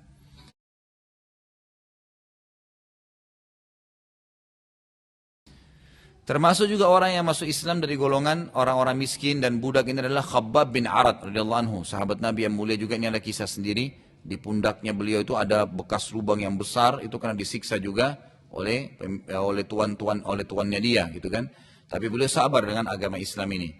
Kemudian yang terkenal muadzin Nabi SAW Bilal bin Rabah, ya, ini juga masuk Islam. Kemudian Suhaib ar-Rumi, ya, ini semua kalangan orang miskin dan para budak. Kemudian Amir bin Fuhairah dan Abdullah bin Mas'ud radhiyallahu anhum ajma'in. Ya. Abu Bakar radhiyallahu anhu pada saat itu ingin mengiklankan Islam. Jadi waktu itu sudah mulai, jadi setiap orang masuk Islam disiksa oleh tuannya. Masih secara individual. Abu Bakar mau nantang itu. Apa yang beliau lakukan? Beliau ingin mengiklankan Islamnya. Maka beliau lalu datang di dekat Ka'bah dan membaca ayat Quran yang sudah beliau hafal. Melihat hal tersebut, yang terjadi adalah Quraisy pun lalu mengeroyoki sampai darahnya Abu Bakar menemui wajahnya. Kita beliau baca Quran, dipukulin, beliau tetap baca. Sampai selesai surah yang beliau hafal, baru beliau berhenti gitu. Tapi beliau dipukulin sambil membaca Al-Quran itu. Ini bentuk dakwah yang pertama sekali waktu itu, ya. Kemudian Abdullah bin Mas'ud, ada sahabat Nabi yang mulia lain yang terkenal, juga merupakan sahabat Nabi, ya, yang kuat imannya dan menghafal beberapa surah Al-Quran. Tidak mau juga kalah dengan Abu Bakar, gitu kan. Padahal Abdullah bin Mas'ud ini orangnya sangat kurus sekali. Orangnya sangat lemah secara fisik itu. Kecil sekali badannya. Ya, sampai-sampai pernah terjadi jemaah sekalian, waktu sudah hijrah ke Madinah, gitu kan. Pernah Abdullah bin Mas'ud ini naik di atas pohon kurma. Kemudian ada angin yang niup, bajunya itu terangkat, sehingga betisnya beliau kelihatan. Sangat kurus, kecil sekali gitu. Ya. Kayak hampir tidak ada dagingnya, ya. Ini memang disebutkan dalam riwayat begitu. Dan sahabat banyak yang menertawakan. Sahabat hanya jadi ketawa lihat itu kan. Lalu apa kata Nabi SAW? Apakah kalian menertawakan kecil betisnya, ya, Ibnu Mas'ud? Demi Allah, betisnya Ibnu Mas'ud di timbangan pada hari kiamat jauh lebih berat daripada gunung Uhud. Jauh lebih berat daripada gunung Uhud radhiyallahu anhu. Ya, jadi Abdullah bin Mas'ud ini pada saat di Mekah jemaah sekalian baru masuk Islam, beliau juga ingin mengiklankan Islamnya, maka beliau membaca surah Ar-Rahman depan Ka'bah. Lalu Quraisy mengeroyokinya, tapi anehnya dia tetap bertahan sampai selesai surah. Kalau orang kecil, orang kurus sekali gitu, lemah, tapi dia tidak peduli. Tetap dia baca Al-Quran untuk mengiklankan Islam. Siapa tahu dengan 2-3 ayat ada yang menyentuh orang-orang Quraisy tersebut. Nabi SAW berkata, apa yang engkau lakukan hai Ibnu Mas'ud? Untuk apa kamu nyusahin dirimu dipukul-pukul gitu? Kata Abdullah bin Mas'ud, bila anda kehendaki ya Rasulullah, besok pasti aku akan lakukan lagi. Kalau anda suruh, saya ngaji lagi depan Ka'bah, nggak apa-apa biar mereka pukulin gitu. Tapi ini menunjukkan juga bagaimana para sahabat yang sangat luar biasa. Mereka mendakwakan Islam tanpa takut untuk berdarah, untuk ditolak, untuk apa itu tidak masalah. Pada saat dakwah mulai gencar, maka pemuka-pemuka Quraisy tidak dapat menerima lagi perlakuan para sahabat yang terus-menerus berdakwah juga mencaci maki Tuhan mereka. Sebenarnya sahabat ini bukan caci maki Tuhan mereka, ya. Sahabat ini cuma bilang, apa yang kalian sembah ini, patung dibuat sendiri, gitu kan. Tapi tetap aja mereka ngerjain itu. Maka mereka anggap sahabat sedang mencaci maki. Lalu apa yang terjadi? Mereka mendapati ternyata yang menjadi penolong utamanya Nabi SAW adalah pamannya Abu Talib. Jadi orang-orang Quraisy ini masih ragu nyiksa Nabi, ganggu sahabat-sahabat yang terkenal seperti Abu Bakar, ya, orang-orang yang memang luar biasa gitu, ya, apa namanya kedudukannya. Ya mereka tahu bahwasanya yang mendukung ini adalah Abu Talib. Abu Talib adalah pendukung utamanya gitu. Maka mereka pun sepakat mendatangi Abu Talib dan berkata, wahai Abu Talib, ponakan anda sangat mengganggu kami, sementara ia berada dalam naungan anda. Kami minta biarkan kami mengadilinya atau anda yang memberhentikannya. Abu Talib lalu menjawab, tidak mungkin. Dia adalah ponakanku sama dengan anakku. Siapa yang mengganggunya, maka berarti mengganggu aku. Tentu pada zaman itu kalau kepala suku sudah bicara seperti ini, nggak mungkin dibantah gitu. Karena kalau tetap dibantah, maka akan perang antara suku dan besar-besaran. Maka berpencar orang-orang Quraisy dengan kekecewaan, namun karena Nabi SAW tetap gencar berdakwah, dan mereka menganggap mencaci maki Tuhan-Tuhan mereka, maka mereka kembali kepada Abu Talib yang kedua kali ini dan mengatakan hal yang sama dengan sebelumnya. Kami sudah tidak sabar lagi, kata mereka. Melihat keadaan sudah memanas, maka Abu Talib pun mendatangi Nabi SAW seraya berkata begini, wahai keponakanku, sesungguhnya kaummu telah mengeluhkan ulahmu ini dalam berdakwah ini. Abu Talib waktu itu tidak tahu, belum tahu gitu kan. Apa yang sedang disampaikan? Aku ingin solusi agar masalah ini tidak membesar. Jangan sampai jadi masalah besar di Mekah nanti.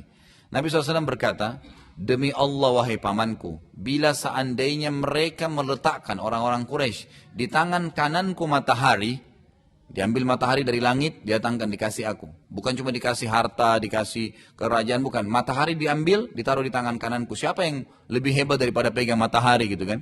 Dan mereka meletakkan bulan di tangan kiriku, agar aku meninggalkan dakwah ini, maka aku tidak akan melakukannya. Artinya aku tetap akan berdakwah. Melihat tekad Nabi SAW, Abu Talib pun lalu berkata dengan beberapa keluarga-keluarga Nabi yang duduk di situ, demi Allah kami pun akan menolongmu walaupun engkau mencaci maki Tuhan-Tuhan kami. Karena mereka masih sembah berhala. Kan gitu. Karena melihat tekadnya Nabi, mereka bilang, demi Allah kami akan menolongmu walaupun kau caci maki Tuhan-Tuhan kami. Sampaikan saja apa yang kau inginkan. Jadi sukunya Nabi SAW ini cuma fanatisme saja. Baik, kita dukunglah.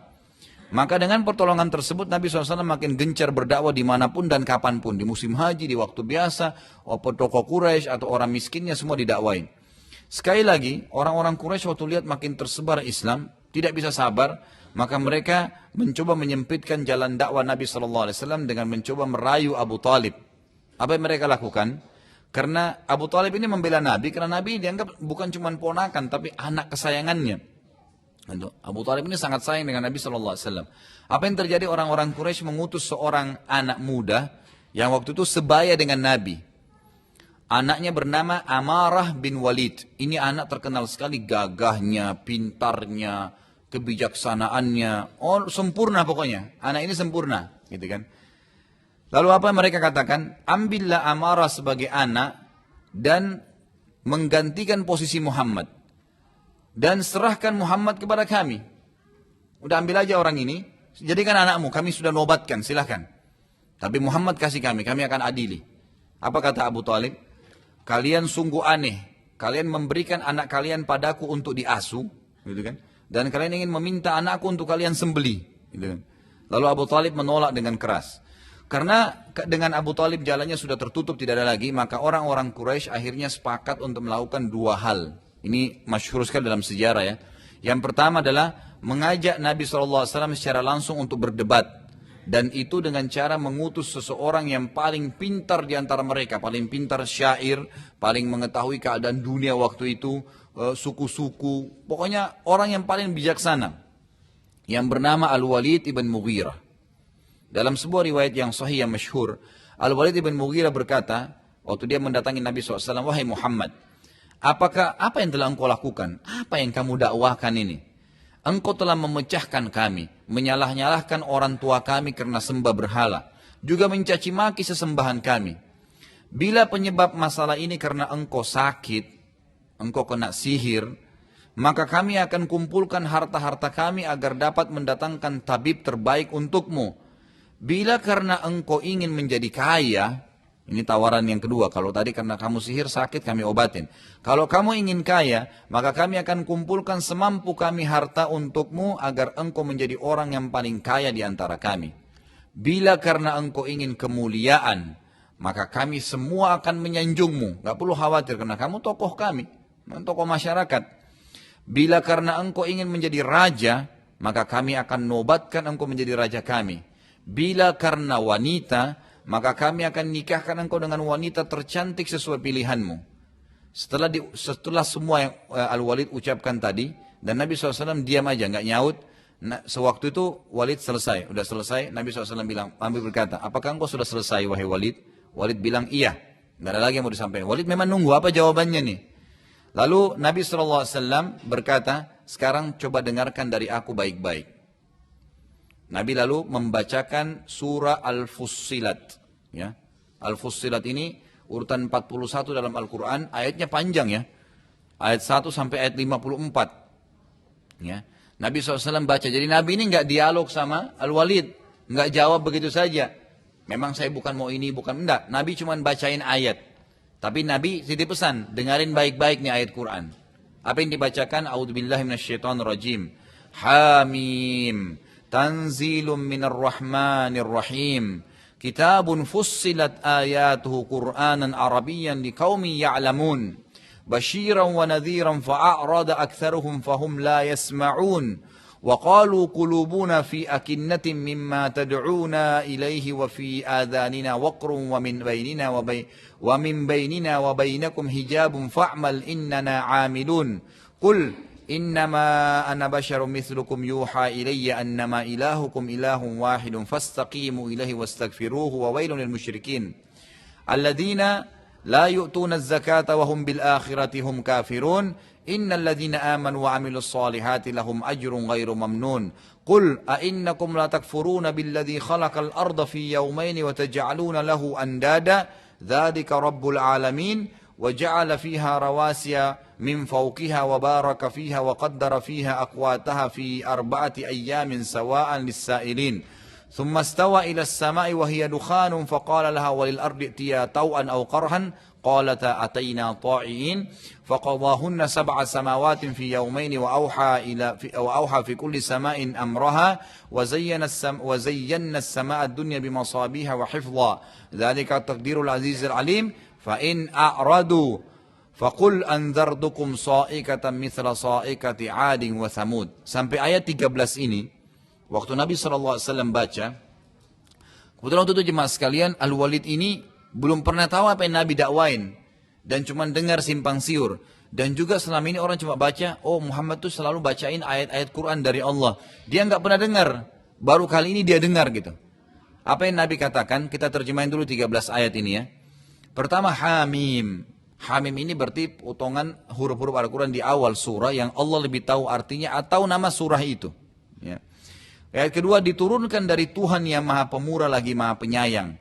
Jadi ini yang saya bacain kamu sekarang Walid, kitab yang turun dari Tuhan. Siapa itu? Yang maha pemurah lagi maha penyayang, Allah subhanahu wa ta'ala. Kitab yang dijelaskan ayat-ayatnya, yakni bacaan dalam bahasa Arab, agar kalian mengetahui dalam bahasa kalian turun nih. Maksudnya kalian faham itu. Yang membawa berita gembira dan membawa peringatan. Berita gembira bagi orang yang beriman, ancaman peringatan bagi orang yang menolak. Tetapi kebanyakan mereka berpaling, tidak mau mendengarkannya. Kenapa kalian tidak mau dengar dulu ayat ini? Dengar dulu apa yang saya sampaikan. Mereka berkata, hati kami berada dalam tutupan yang menutupinya. Apa yang kamu seru kepadanya? Jadi kami nggak mau dengar, tidak perlu tahu ayat itu apa isinya.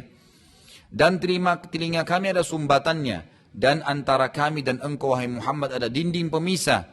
Maka bekerjalah kamu, sungguhnya kami pun akan bekerja. Jadi berbuatlah semaumu, kami juga akan berbuat. Katakanlah hai Muhammad kepada mereka bahwasanya aku hanyalah seorang manusia seperti kalian. Yang diwahyukan kepada aku bahwasanya Tuhan kalian adalah Tuhan yang Maha Esa Allah. Maka tetaplah pada jalan yang lurus menuju kepadanya. Dan mohonlah ampun kepadanya. Dan kecelakaan besarlah bagi orang-orang yang mempersekutukannya. Yaitu orang-orang yang tidak menunaikan zakat dan mereka kafir akan adanya kehidupan akhirat. Ya, kalau orang kafir, maka ini berarti akan sulit bagi mereka untuk beriman. Sesungguhnya orang-orang yang beriman dan beramal saleh, yakin Allah, ngikutin apa yang Allah perintahin, itu amal saleh. Mereka mendapatkan pahala yang tidak akan putus-putus. Katakanlah hai Muhammad sekali lagi kepada mereka, sesungguhnya patutkah kalian kafir kepada Allah yang telah menciptakan bumi dalam 2 masa dan kamu adakan sekutu-sekutu baginya yang bersifat demikian adalah Rabb semesta alam. Dan dia menciptakan di bumi itu gunung-gunung yang kokoh di atasnya. Dia memberkahinya dan dia menentukan padanya kadar makanan-makanan penghuninya dalam 4 masa. Ya. Jadi Allah SWT menciptakan ini dalam 6 masa. Penjelasan ini sebagai jawaban bagi orang-orang yang bertanya. Tadi kan 2 masa penciptaan bumi, kemudian 4 masa ini penentuan apa yang ada di dalamnya. Yang ke-11 adalah kemudian dia menuju kepada penciptaan langit, dan langit itu masih merupakan asap ya. Jadi ini semua cerita tentang prosesi, ya, prosesi langit dan bumi ini.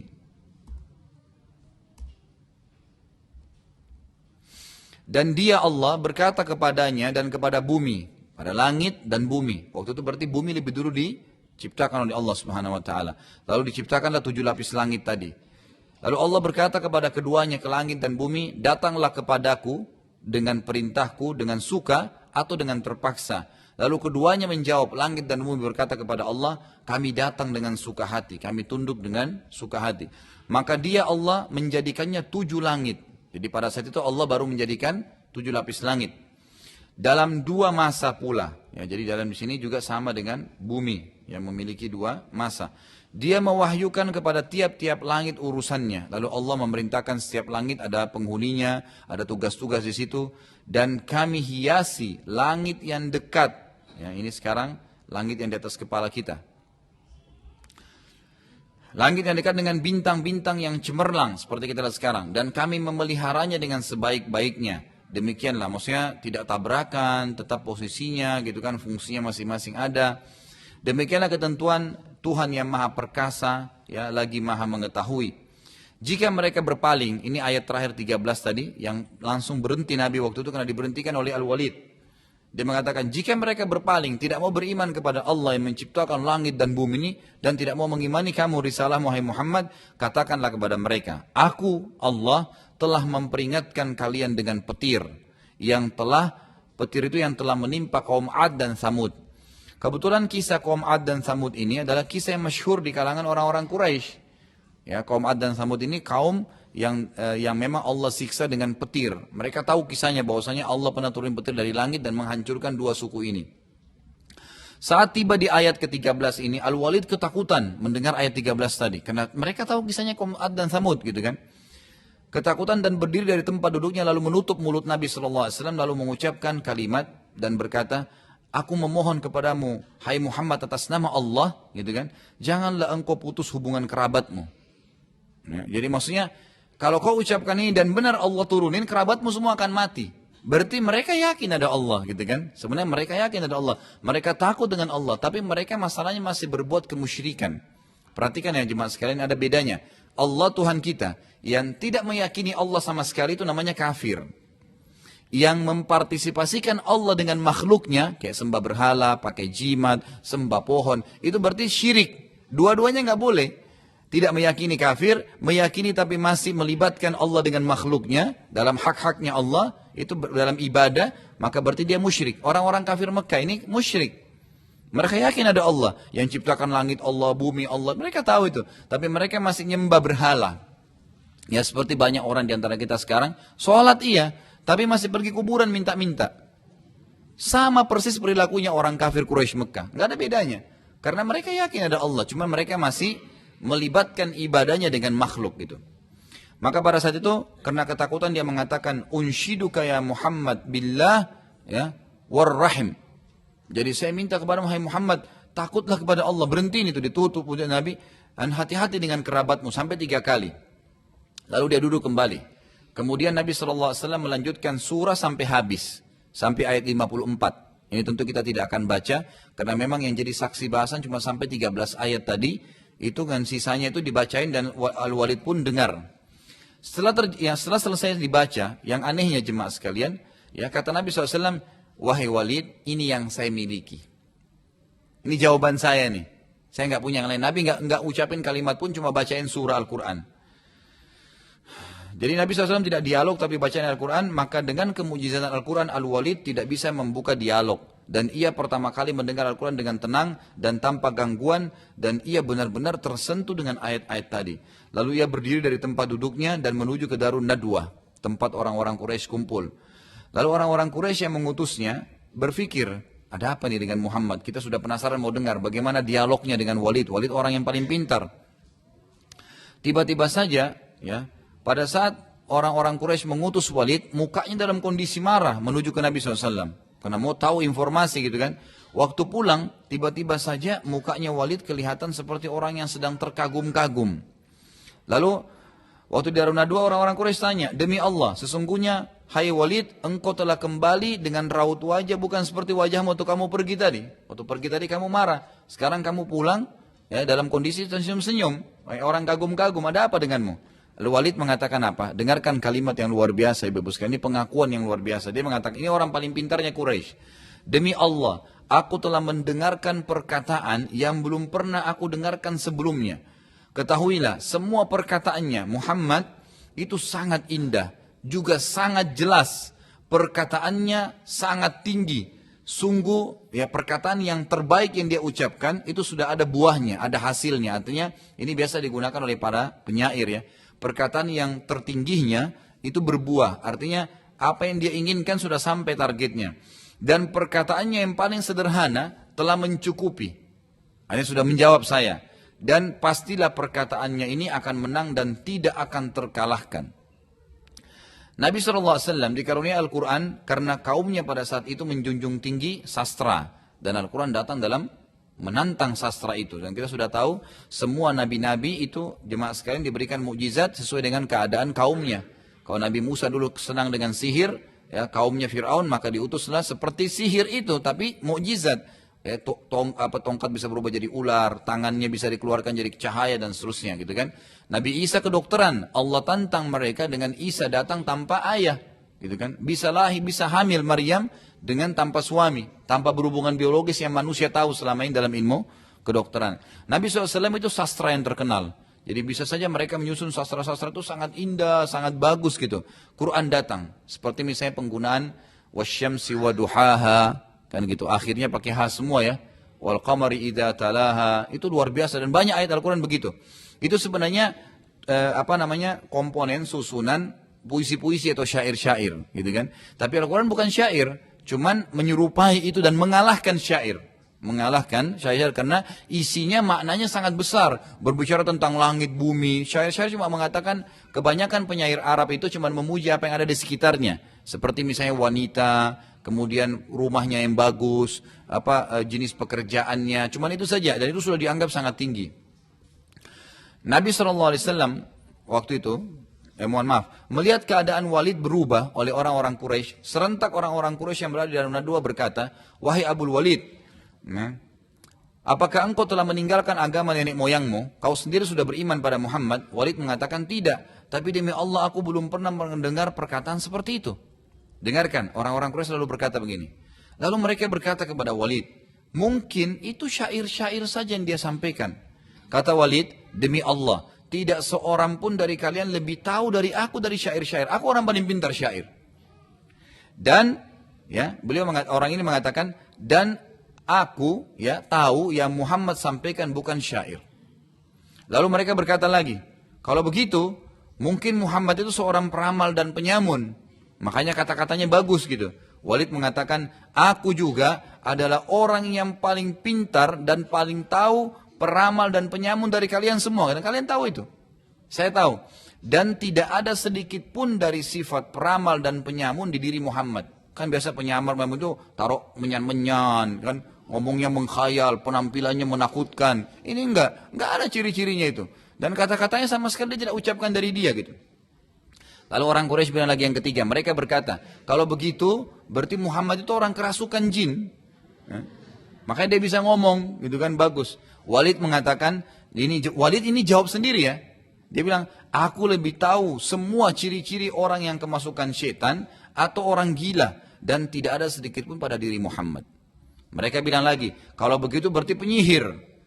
Al-Walid bilang, aku sangat tahu dan kenal penyihir-penyihir serta perilaku mereka. Tidak ada sedikit pun pada diri Muhammad. Gitu kan.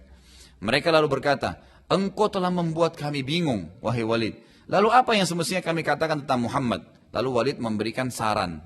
Ini sarannya Walid ya. Orang yang terpintal di antara mereka berkata, yang pertama, kalian mengikutinya karena ucapannya benar.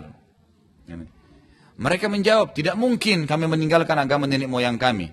Al-Walid bilang, kalau begitu saya tawarkan yang kedua. Apa yang kedua? Biarkan dia berdakwah kepada siapapun. Bila dia benar dan banyak diikuti manusia dan jadi terkenal serta termuliakan, maka kalian juga akan terkenal dan termuliakan karena dia dari suku kalian. Jadi biarin aja. Kalau dia terkenal maka kalian juga akan harum namanya. Bila dia dibunuh oleh orang-orang yang sedang didakwai, maka itu salah satu tujuan kalian. Kalian akan membunuhnya kan? Gak usah repot-repot, biarin aja dia dakwah. Nanti kalau dia dibunuh oleh orang, maka kalian juga, itu tujuannya. Kalau dia namanya haram, kalian juga haram. Ini bijaksana sebenarnya ya. Mereka menjawab, demi Allah kami tidak setuju semuanya. Nggak mau, orang-orang Quraisy. Ini karena kekerasan hati ya. Al-Walid lalu bingung atas kaumnya. Ini karena fanatisme keturunan. Jadi makanya hati-hati Bapak Ibu sekalian. Yang paling banyak kata ulama, orang jauh dari agama karena fanatisme buta. Itu penyakit paling bahaya. Oh enggak, suku saya mengatakan begini, oh tradisi kami begini. Nah itu, jadi jauh dari agama gara-gara itu. Ini contohnya kisah dari Walid. Walid ini sudah dengar ayat Al-Quran, dia sudah tersentuh, mau beriman. Dia sudah dakwai kaumnya nih. Bayangin kalau berhasil dia pertahankan, maka akan luar biasa. Tapi karena fanatisme suku, dia mulai berpikir syaitan goda dia. Oh kalau nanti misalnya saya tetap bertahan, terus suku saya marah dengan saya, akhirnya saya terkucil, apa segala. Dia bilang begini. Al-Walid bingung atas kaumnya. Lalu ia berkata, kalau kalian juga tidak mau, maka katakanlah ia penyihir. Karena itu paling dekat dengan keadaannya. Karena dengan dakwanya ia dapat memisahkan antara suami istri, orang tua dengan anak, dan lain-lain. Ya. Kata para ahli sejarah, subhanallah, hampir saja Walid menyebarkan kebenaran pada Quraisy, dan mereka sudah terpojok waktu itu, sudah nggak ada lagi jawabannya. Ya. Tapi akhirnya Walid pun menyetujui untuk menyebutkan bahwasanya Nabi SAW adalah seorang penyihir, dan setelah itu dia kembali mencaci maki Nabi. Si Walidnya nih, bukan masuk Islam. Ya. Ibaratnya kalau kita sekarang ini, rasionalnya Bapak Ibu sekalian sudah hadir di pengajian, sudah dengar ayat dengan hadis, tersentuh nih. Begitu keluar, kumpul lagi sama teman-temannya, enggak deh. Ya, nggak usah. Nah, alhamdulillah kalau ada sentuhan ya. Jadi begitu kurang lebih gambarannya. Baik, Allah Subhanahu Wa Taala menceritakan khusus ya turun ayat tentang si Al-Walid tadi ini. Si Walid tadi ini karena dia akhirnya menolak dakwah dan akhirnya diikut-ikutan dengan kaumnya juga bilang penyihir. Ya, akhirnya Allah turunkan khusus dia itu dari ayat 11 sampai ayat 30. Ya ini kurang lebih ya ayatnya cukup banyak. Ya. Ini surah Al-Muddathir, urutan 74. Tentu ini kelihatannya banyak ayat sampai 30 karena ayatnya pendek-pendek ya.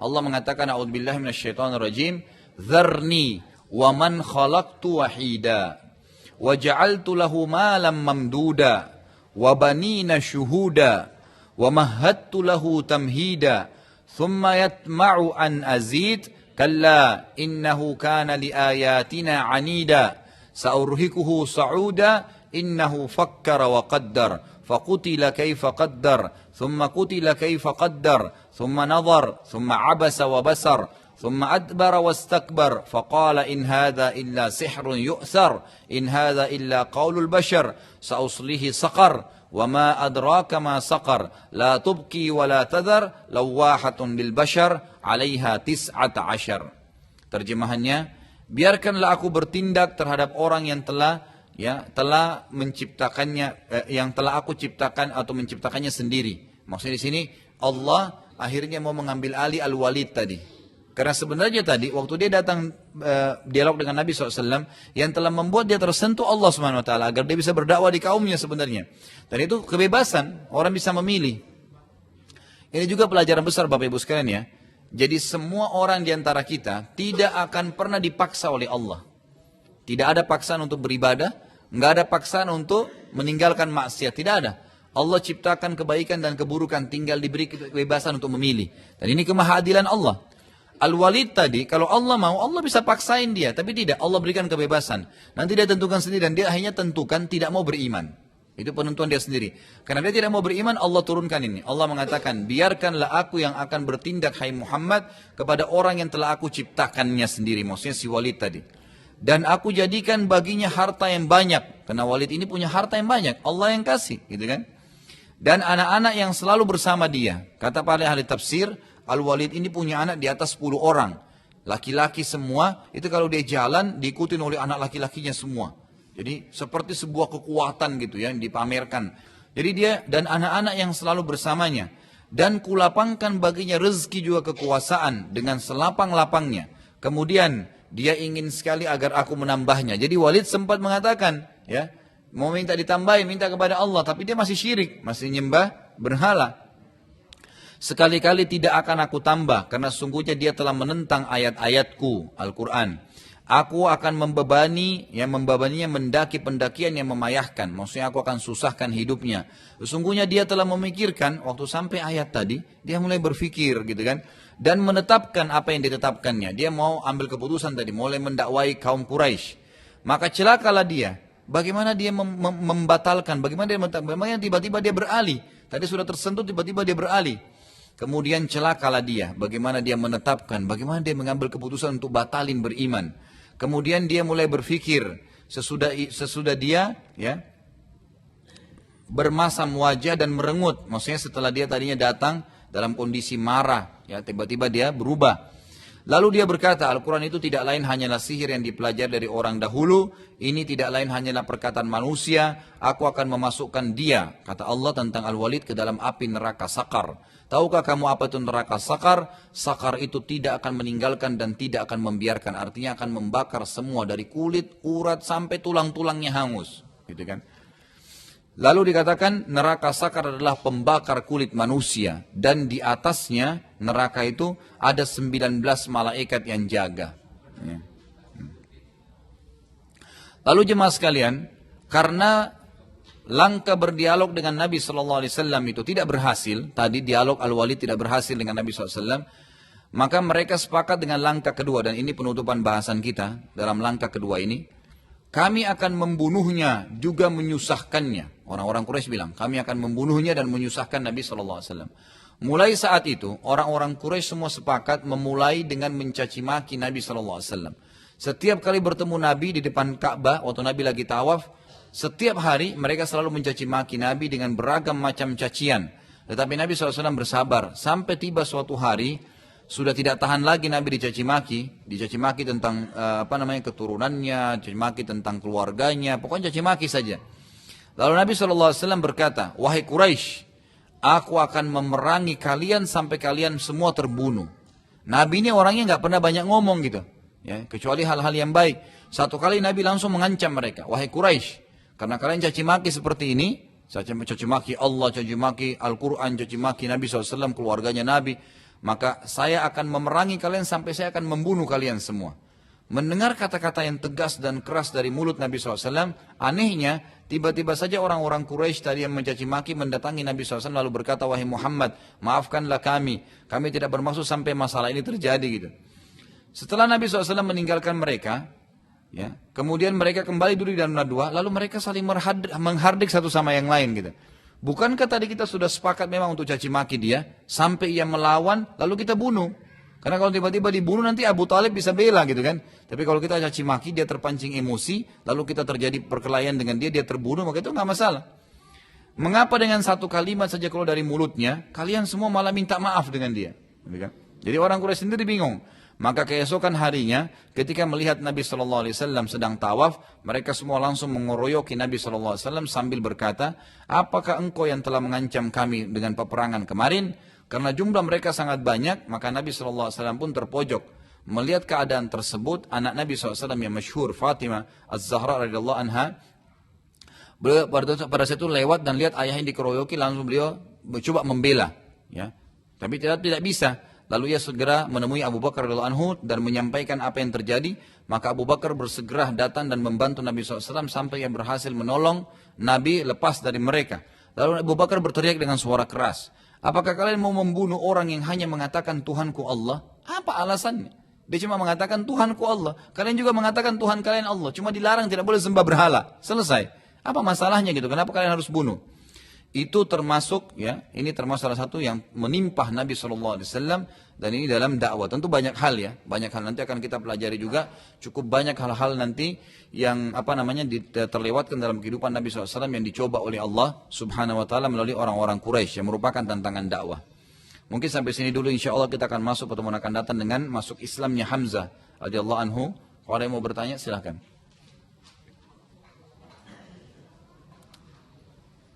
Ada yang mau bertanya?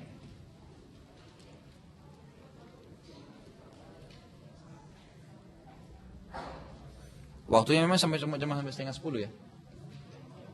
Setengah 10 ya?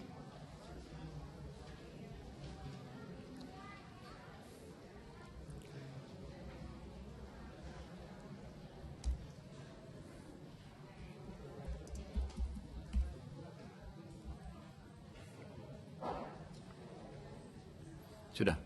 Nggak ada. Nggak ada yang mau bertanya? Ya, silakan Pak. Waalaikumsalam warahmatullahi wabarakatuh. Ya, baik. Baik. Pertanyaan bagus ya. Orang-orang Quraisy juga kalau bersumpah menggunakan juga nama Allah, jawabannya iya. Jawabannya iya. Banyak sekali ayat Al-Quran yang berbunyi, diantaranya ada bunyi begini, A'udzubillahi minasyaitonirrajim, wa idza sa'altahum man khalaqas samawati wal arda wa sakhkhara asy-syamsa wal qamara la yakunullah. Hai Muhammad, kalau seandainya engkau tanyakan kepada orang-orang Quraisy siapa yang menciptakan langit dan bumi, mengatur perputaran matahari dan bulan, bintang-bintang, maka mereka serentak mengatakan Allah. Jadi mereka beriman Tuhan namanya Allah. Dan kalau Bapak Ibu masih ingat rentetan sejarahnya, apa yang membuat akhirnya terjadi kemusyrikan di Mekah, itu karena perilakunya Amr bin Luhai. Orang yang pertama masukkan berhala di Mekah. Awalnya begitu, berhala dulu satu. Tetap Tuhan kami Allah, tapi berhala ini perantara antara kami dengan Allah. Jadi menjadikan makhluk perantara, terutama benda mati, itu syirik, nggak boleh. Kan gitu. Jadi mereka ke berhala dulu, nanti baru ke Allah. Tapi lama-lama itu sudah banyak juga di antara mereka yang sudah sampai pada kekafiran. Bukan cuma musyrik, musyrik sudah tidak boleh. Kafir dengan cara menganggap memang berhala itu Tuhannya. Kan gitu. Allah subhanahu wa ta'ala, ini jadi salah satu Tuhan. Jadi sering dibahasakan tuh kalau para filosof atau orang-orang yang tidak beriman kepada Allah mengatakan dewa-dewa. Jadi mereka anggap itu patung ini dewa, dewa ini, dewa itu, dewa ini. Itu dianggap Tuhan-Tuhan semuanya. Jadi banyak Tuhannya. Termasuk Allah salah satunya. Nah, Nabi SAW datang khusus untuk meluruskan masalah ini. Jadi nggak boleh, Allah itu harus murni, esa. Tidak boleh ada sekutu baginya. Kan gitu. Qul huwallahu ahad. Katakan Allah itu esa. Jadi Allahus samad. Yang Allah tidak butuh pada siapapun. Ya. Lam yalid walam yulad, tidak melahirkan, tidak juga dilahirkan. Walam yakul lahu kufuwan ahad. Dan juga tadi Allahus samad yang semua bergantung padanya. Kalau akhir ayat surah Al-Ikhlas adalah dan segala sesuatu bergantung padanya. Jadi mereka kenal Allah. Mereka tahu Tuhan namanya Allah yang ciptakan langit, bumi, segala ini Allah. Mereka bersumpah pakai namanya Allah. Mereka bersumpah pakai namanya Allah. Kalau Anda lihat sekarang juga, itu umumnya orang banyak mengakui Allah sebagai Tuhan, tapi tidak mau mengimani semua yang Allah perintahin. Kalau Anda temukan sekarang orang-orang Nasrani dari negara Arab, ya, seperti di Palestina ada orang Nasrani. Di di Syria, di Yordan, di Mesir, banyak orang-orang Arab tapi Nasrani. Mereka kalau sumpah bilang wallahi, ya, demi Allah, karena itu bahasanya. Ya. Kalau sekarang kan di Indonesia mungkin masih ada mereka mengatakan Tuhan Allah, ya, jadi tidak pakai double L gitu kan. Itu karena mereka katakan Allah ada, tapi mereka masih berbuat musyrik. Mereka masih mengatakan Tuhan Allah itu punya anak, ya kan gitu. Masih boleh partisipasi dengan makhluknya, maka ini sebabnya. Jadi sebenarnya kita harus murnikan ibadah kepada Allah SWT. Mereka bersumpah dengan nama Allah. Ini juga sekalian hati-hati Bapak Ibu sekalian, sekarang lagi masuk ada beberapa pastor-pastor agama Nasrani dari Damaskus di Indonesia yang sudah cukup banyak ya. Bahkan mereka punya markas-markas itu pendeta pastor-pastornya itu pakai jubah, jenggotnya panjang gitu kan. Itu pakai kopiah seperti orang Islam. Tapi di dadanya ada kalung salib yang besar, gitu kan? Ya. Itu ditutupin dengan jubahnya. Orang banyak hati-hati jangan sampai terpengaruh, dia salah. Mungkin insya Allah kalau orang yang sering hadir pengajian tidak terganggu, tapi orang-orang awam yang tidak pernah hadir pengajian bisa terpengaruh. Karena mereka juga sekarang buat ada tilawah Injil. Yang dalam bahasa Arab itu ditilawakan seperti Al-Quran. Ada musabaqah Injil dalam bahasa Arab gitu, ditulis. Itu sudah cukup banyak foto-fotonya disebarkan di internet agar umat Islam hati-hati dengan masalah ini. Jadi mereka tahu Allah, tapi mereka musyrik. Jadi bukan berarti orang semua kenal Allah, menggunakan nama Allah, itu berarti dia sudah jelas Muslim. Tidak. Atau dia sudah benar. Bisa saja dia dengan mengenal Allah, tapi dia berbuat musyrik. Jadi saya bahasakan tadi. Perilaku-perilaku kita sekarang, banyak umat Islam yang mengatakan dalam sholatnya, Iyyaka na'budu wa iyyaka nasta'in. Hanya kepadamu kami menyembah, hanya kepadamu kami minta tolong. Tapi habis sholat minta di kuburan sebelah masjidnya. Sama saja. Mana tadi komitmennya mengatakan hanya kepadamu ya Allah. Ini yang Allah larang. Tidak boleh. Kalau orang itu masih hidup, kita mengatakan tolong doain saya nggak apa-apa. Tapi kalau orang sudah mati nggak ada lagi. Kan gitu. Makanya para sahabat setelah Nabi SAW meninggal tidak pernah ke kuburannya minta-minta. Ya, kalau kita sekarang malah kita ya besar-besarkan masalah itu. Dengan alasan macam-macam lah. Kita mengatakan karena ini kuburannya orang wali-wali dan segalanya, itu semua tidak benar. Kalau kita mengunjungi kuburan-kuburan tersebut karena mau mendoakan mereka, umumnya ziarah kuburan siapapun itu tidak masalah. Tapi kalau datang ke sana istighatha, ya, minta pertolongan kan gitu. Minta dimudahin jodohnya, minta dibukain rezekinya, macam-macam. Itu semua tidak benar, dan itu termasuk perilaku yang dilakukan oleh orang-orang Quraisy. Ya. Ada lagi?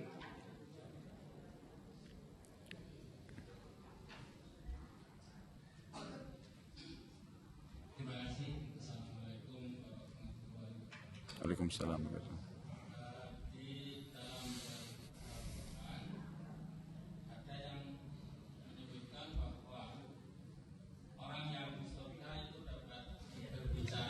Orang yang di neraka, dan orang yang di surga mengatakan, mengapa kamu masuk ke neraka? Jawab oleh yang ada di neraka, karena saya waktu dulu tidak sholat. Itu jawabannya. Kemudian tadi disebutkan bahwa neraka sakor itu siksaannya sangat besar atau sangat jauh. Yang saya tanyakan, kira-kira waktu di siksa itu orang-orang yang di surga itu dapat melihat atau tidak? Mohon penjelasan. Terima kasih. Assalamualaikum warahmatullahi wabarakatuh. Waalaikumsalam. Ya, jadi intinya adalah apakah penghuni surga bisa melihat penghuni neraka pada saat disiksa, gitu kan? Jadi ulama sudah sepakat semuanya mengatakan memang penghuni surga akan melihat penghuni neraka dan penghuni neraka akan melihat penghuni surga. Agar penghuni surga terus bersyukur kepada Allah dan agar penghuni neraka terus menyesali itu. Ini dibuktikan banyak sekali ayat Al-Quran. Ya. Karena di antara dialog yang terjadi antara penghuni surga dan neraka adalah penghuni neraka akan mengatakan kepada penghuni surga, ya, berikanlah kami sedikit dari apa yang Allah berikan kepada kalian. Ya. Berikanlah kami apa yang telah Allah berikan kepada kalian, walaupun sedikit, walaupun cuma air. Gitu. Lalu kata penghuni surga, sesungguhnya Allah mengharamkan itu bagi orang-orang kafir. Terjadi dialog di antara mereka. Terjadi dialog. Dan ini lebih banyak lagi disebutkan kalau Anda ingin baca.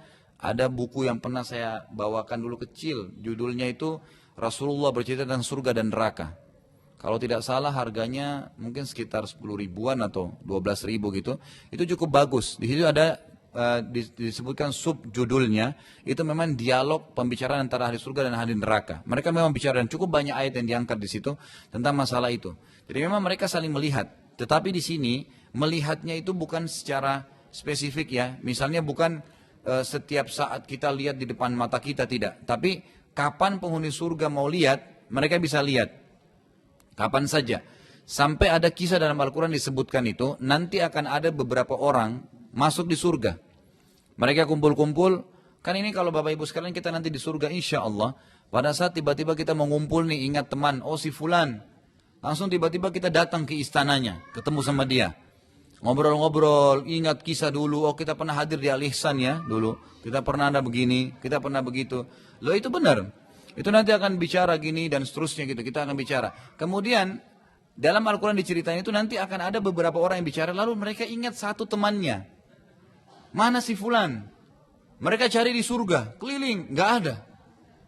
Dicari, nggak ada. Lalu mereka melihatnya, mencarinya di neraka. Didapat orangnya itu di neraka. Dan terjadi dialog. Dialog antara penghuni surga ini yang sedang melihat ke neraka itu, lihat temannya ada, ditanya. Yang surga ini bilang, hampir saja kau celakakan aku. Karena ternyata temannya ini yang masuk neraka, dulu selalu bilang, untuk apa kamu sholat? Untuk apa kamu begini? Nggak usah hadir pengajian, nggak usah ini. Pokoknya nolak-nolak gitu.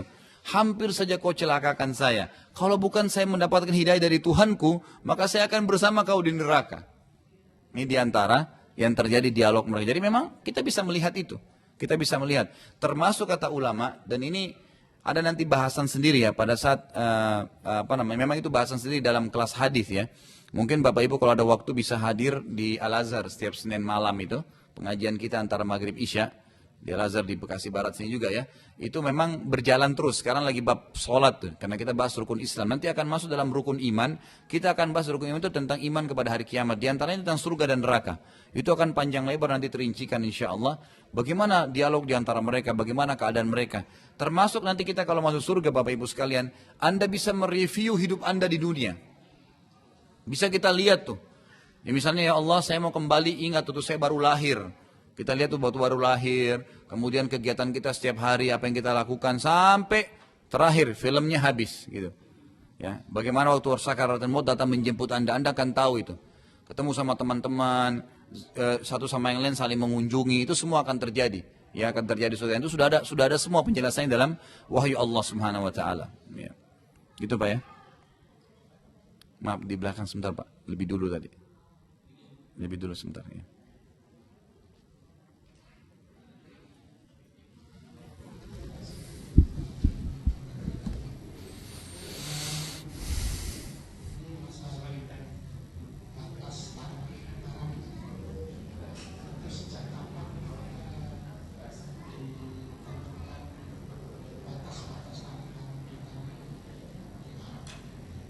Ya.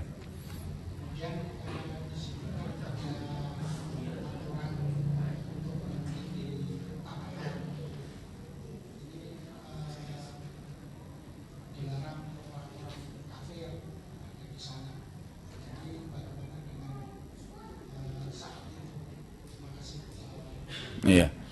Jadi pertanyaan tentang kapan ditentukannya batas-batas wilayah haram di Mekah dan Madinah, gitu kan? Dan sejauh mana batasan orang kafir di situ? Kurang lebih begitu Pak ya. Baik. Pertama sekali Bapak Ibu sekalian Anda harus tahu kata-kata haram. Kata-kata haram. Ha-ra-mim. Dibaca langsung ya. Bagaimana bacanya? Haram. Jangan Anda bilang haram. Karena kalau ditambah alif, ha-ra-alif-mim berarti dilarang. Haram hukumnya, itu kan haram. Kalau ini wilayah haram. Bedanya hanya hilang alifnya saja. Kalau haram artinya dimuliakan. Dan kalau haram dilarang. Jadi jangan Anda bilang saya baru pulang dari masjid haram gitu kan. Itu salah. Kan gitu. Mesti saya pulang dari masjid haram. Haram memang begitu bahasanya. Nah, haram ini wilayah haram artinya wilayah yang dimuliakan. Wilayah yang dimuliakan. Pertanyaannya tadi, kapan ditentukan? Itu ditentukan di zaman Nabi SAW, di zaman Nabi Muhammad SAW. Ya, walaupun sebelumnya sudah ada pengharaman, sudah ada pemuliaan tempat tersebut dari zaman Nabi Ibrahim alaihissalam. Dari zaman Nabi Ibrahim alaihissalam sudah ada pemuliaan tempat. Tapi waktu zaman Nabi Ibrahim alaihissalam hanya sekitar Mekah saja.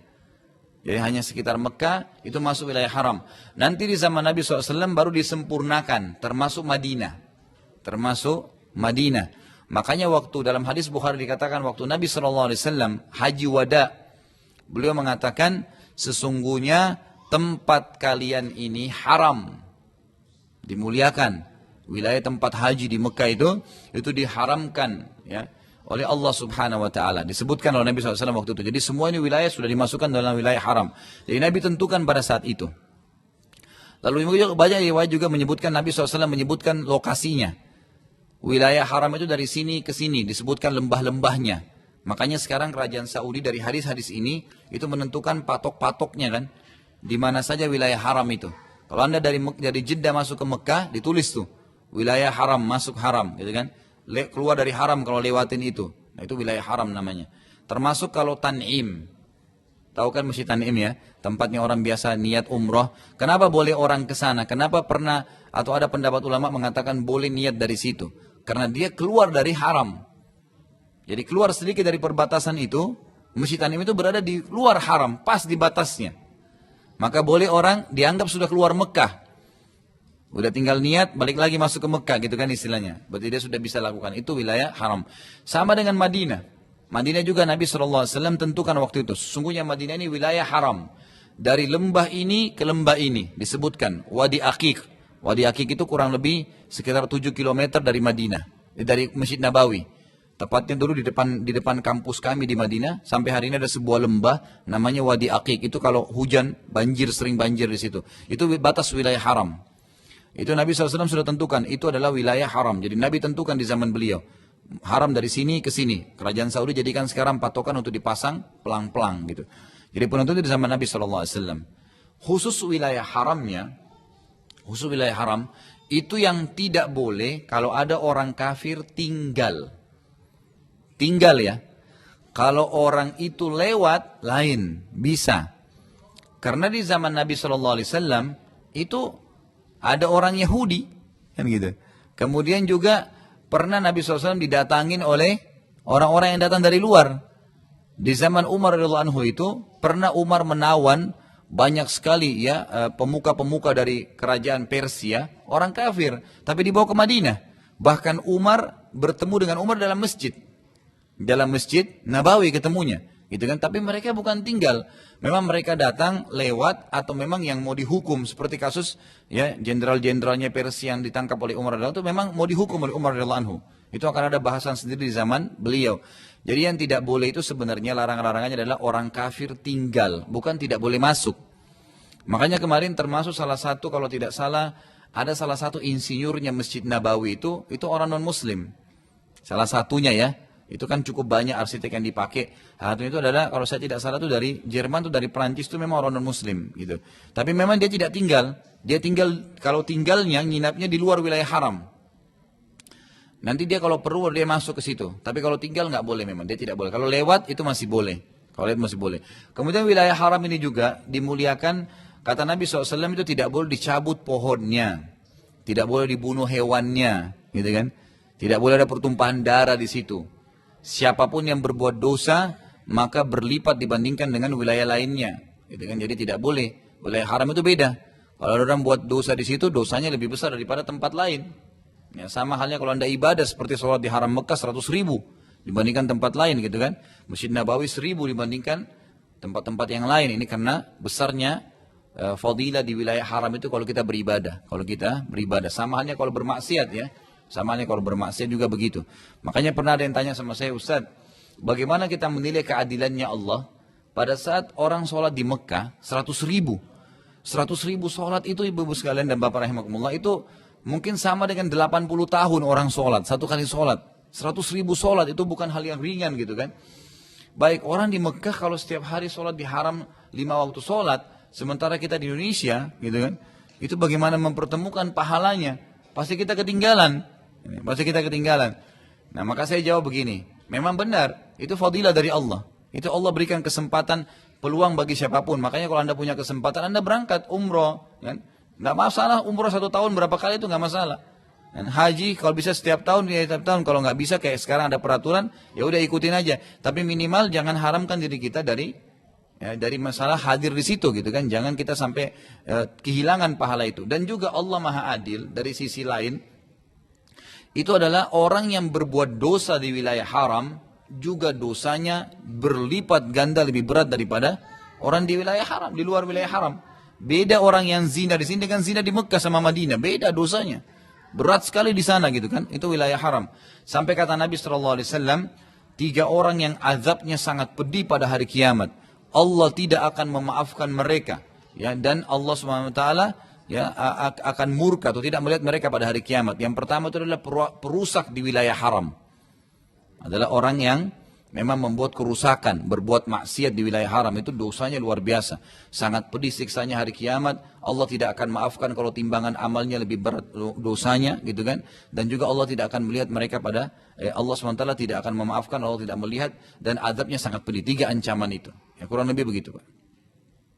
Masih ada lagi? Ya. Waalaikumsalam.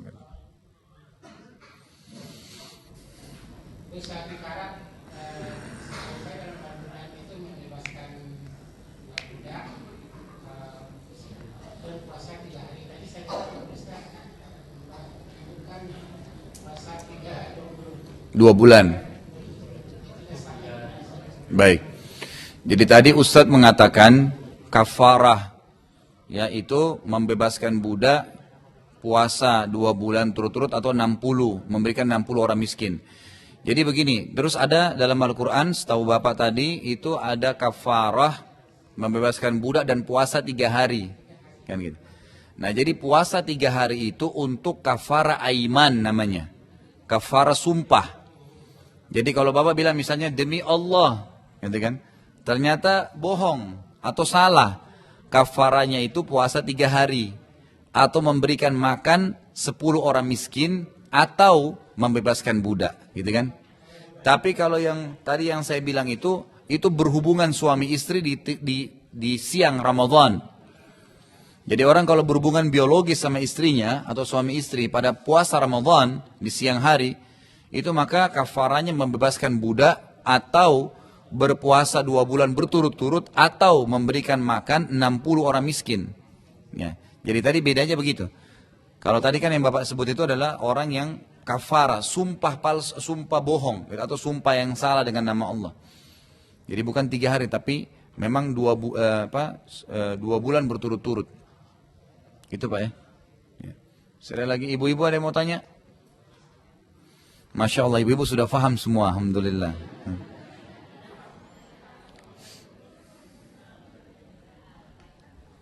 Sudah nggak apa-apa kalau sudah habis, masalah. Baik, insya Allah, kalau sudah tidak ada yang bertanya lagi, alhamdulillah, semoga Allah SWT memberkahi majelis kita ini, menjadikan kita yang senantiasa mendekatkan diri kepadanya. Bapak Ibu sekalian, saya ingin mengingatkan diri saya dan juga jemaah sekalian, ingatlah selalu bahwasanya waktu akan terus berlalu, umur kita terus berkurang, kita makin dekat pulang kepada Allah Subhanahu wa taala, maka jangan pernah sia-siakan setiap peluang amal soleh. Di antaranya hadir di majelis taklim, kan gitu. Kemudian ibadah-ibadah yang lain umumnya dijaga. Dan ibu harus dan bapak sekalian sadari, dengan menghadiri majelis ilmu seperti ini, iman kita akan bertambah, pasti. Dan dengan bertambahnya iman, maka kita akan terdorong lebih banyak beramal soleh. Jadi jangan pernah mimpi amal soleh kita bertambah, hubungan kita dengan Allah dekat tanpa iman. Dan tidak mungkin iman bertambah kecuali dengan ilmu.